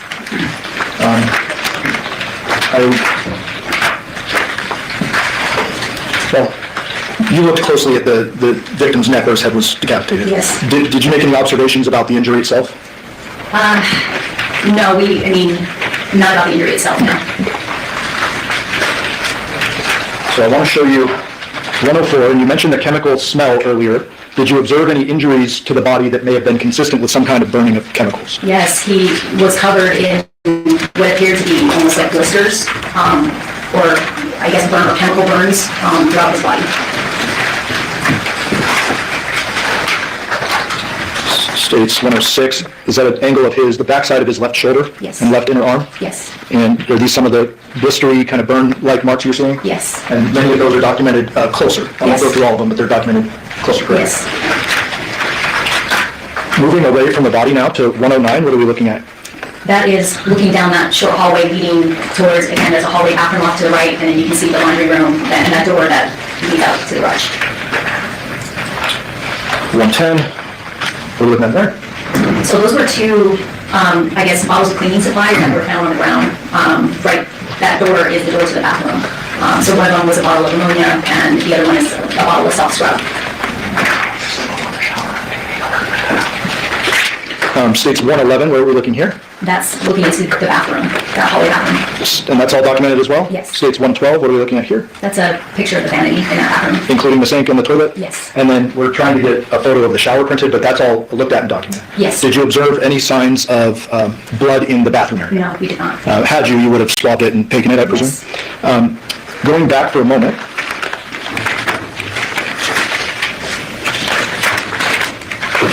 to states 100, would you agree with me that the blood in this area is generally focused where his head should be, and then at the bottom of the, or I guess the foot of the bed and the ground? Yes. Directly underneath? Yes. Have you responded to crime scenes involving gunshot wounds? Yes. Any estimate, thousands, hundreds? Hundreds. Okay. Have you responded to scenes involving stab wounds? Yes. And is it common to observe blood kind of less focused in one area in those types of scenes? Can you explain that? Well, would you expect with a gunshot wound cast off or spray or spatter? Yes, absolutely. What are those terms that I just used, just so the jury understands? So anytime you have like a gunshot wound injury, you will see various types of blood spatter, if you will. You have forward spatter, you have back spatter. For injuries involving sharp objects like stabbings, a lot of times you'll see cast-off patterns, things like that. So there's all different various types of blood spatter depending on what type of injuries or implements cause those injuries. Sure. And if an injury occurs while a person is alive, it's probably more likely that their arteries are pumping and their veins are pumping. Absolutely. If an injury occurs that's not, if a decapitation occurs post-mortem, there's not going to be spurting, correct? Correct. And I should ask the general question, did you observe any spatter, cast off, or anything on the walls? No. On the headboard? No. On the ceiling? No. On the, anything else that's kind of cluttered around? No.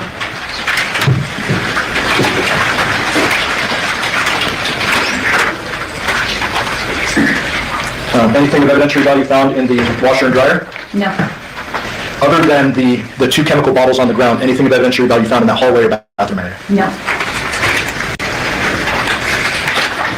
119.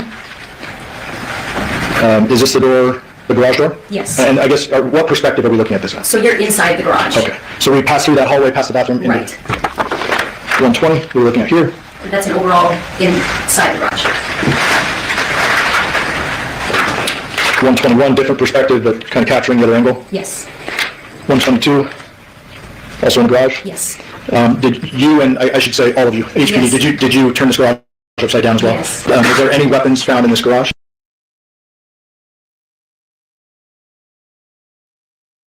No.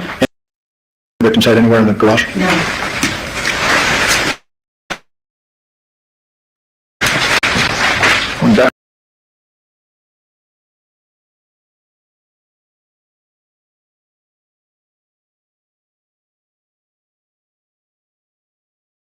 Back to the bedroom for a minute, 123. Is this the slider leading to the backyard? Yes. And 125. When you move the blinds back, what is this here?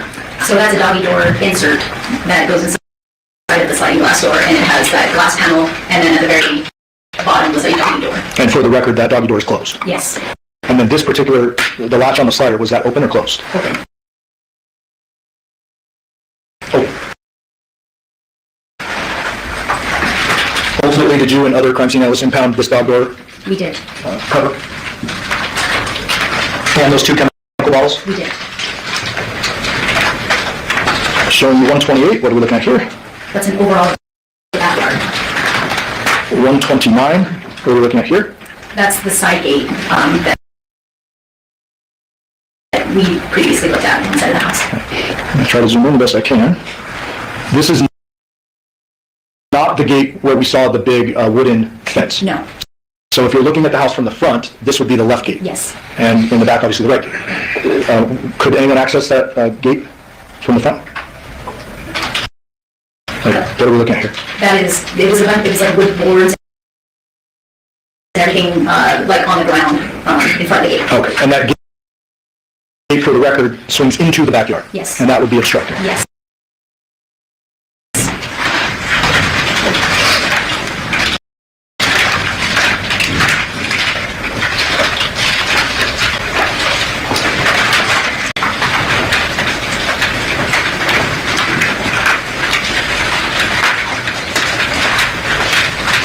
And actually,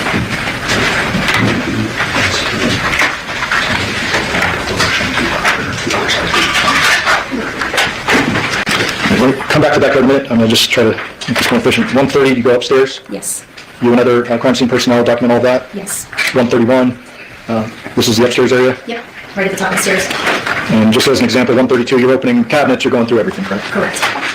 Without showing a bunch of photos, was there anything of potential evidentiary value found upstairs? No. Any weapons? No. Any head? No. Any blood? No.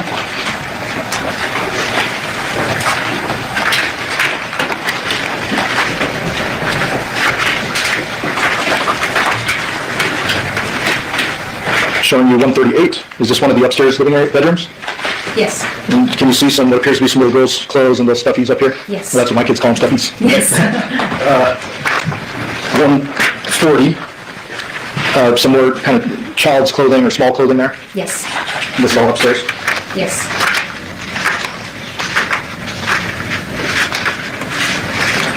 And 145.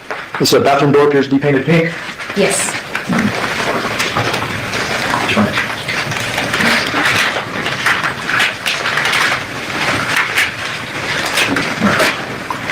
So very briefly, 153, we now have evidence placards next to the 2 chemical bottles. Yes. And those should correspond with our crime scene diagram. Yes. Evidence placard 1 states 155, the ammonia bottle. Yes. Was that processed in any way at the scene? Not at the scene, no. For the record, 156, that's just showing the other side of the bottle to see how much is left in there. Correct. I'd say maybe 1/3 full. Correct. And did I say, is that the ammonia bottle? Yes. Okay, and then 154, the other bottle appears to be soft scrub bleach. Yes. When you say not processed at the scene, what do you mean? So we collected it with the intent of bringing it back to the station to have our forensic evidence lab technician process it in the lab.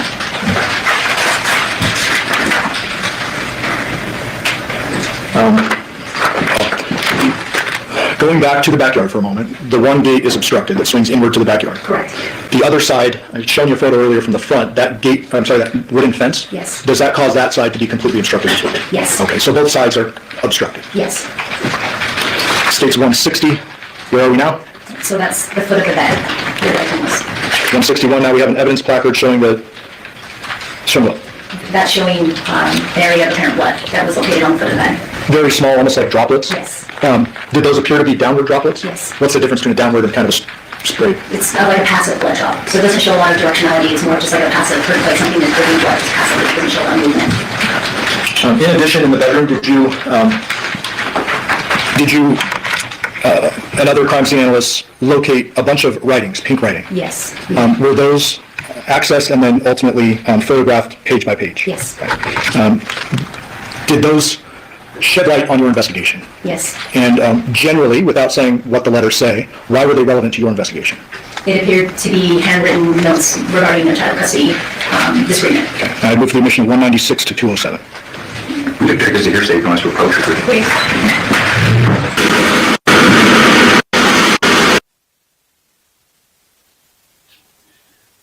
So what are we thinking, y'all?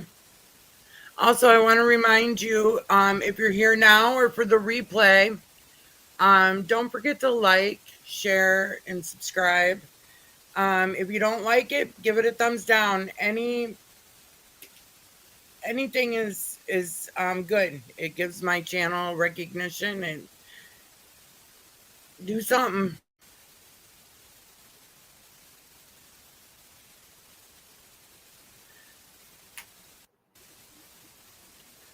So we're almost done for this day, and then I'm gonna shut it down. And I don't know that that's going to be done in the next 20 minutes, so we're going to stop for the day, and then we'll do this, and then we'll pick back up tomorrow. So virtually,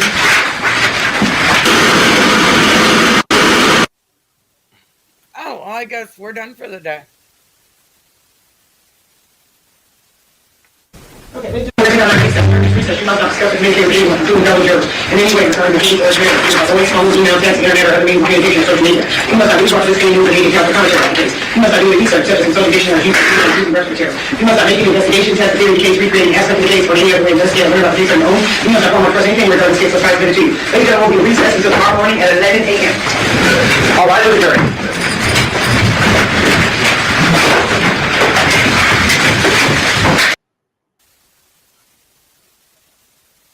So I got to get ready for therapy, and then they're just getting started for today. So because remember, it's only 11 o'clock in Nevada. I don't know why they start so late in the day, but okay. They're just getting started, so maybe by the time I get home, a few hours would have gone by, and I could probably start it up and get it started at least for day three, and then I can finish it and tomorrow morning, and then start day 4. All right, y'all. Well, thank you so much for being here. I appreciate you. Don't forget to like, share, and subscribe. I keep doing these trials so I get better at streaming. I'm trying really hard to stay focused, talk more, now that I'm feeling better, and interact more. I just need to get more people in here, get this stuff shared out so people know that I'm live, but it's okay. I don't mind. I'm happy to be here and doing this if I have to sit and watch it by myself. So, all right. Well, y'all have a wonderful night. Stay safe. And maybe I'll see you in the next few hours. Okay. All right. Bye-bye.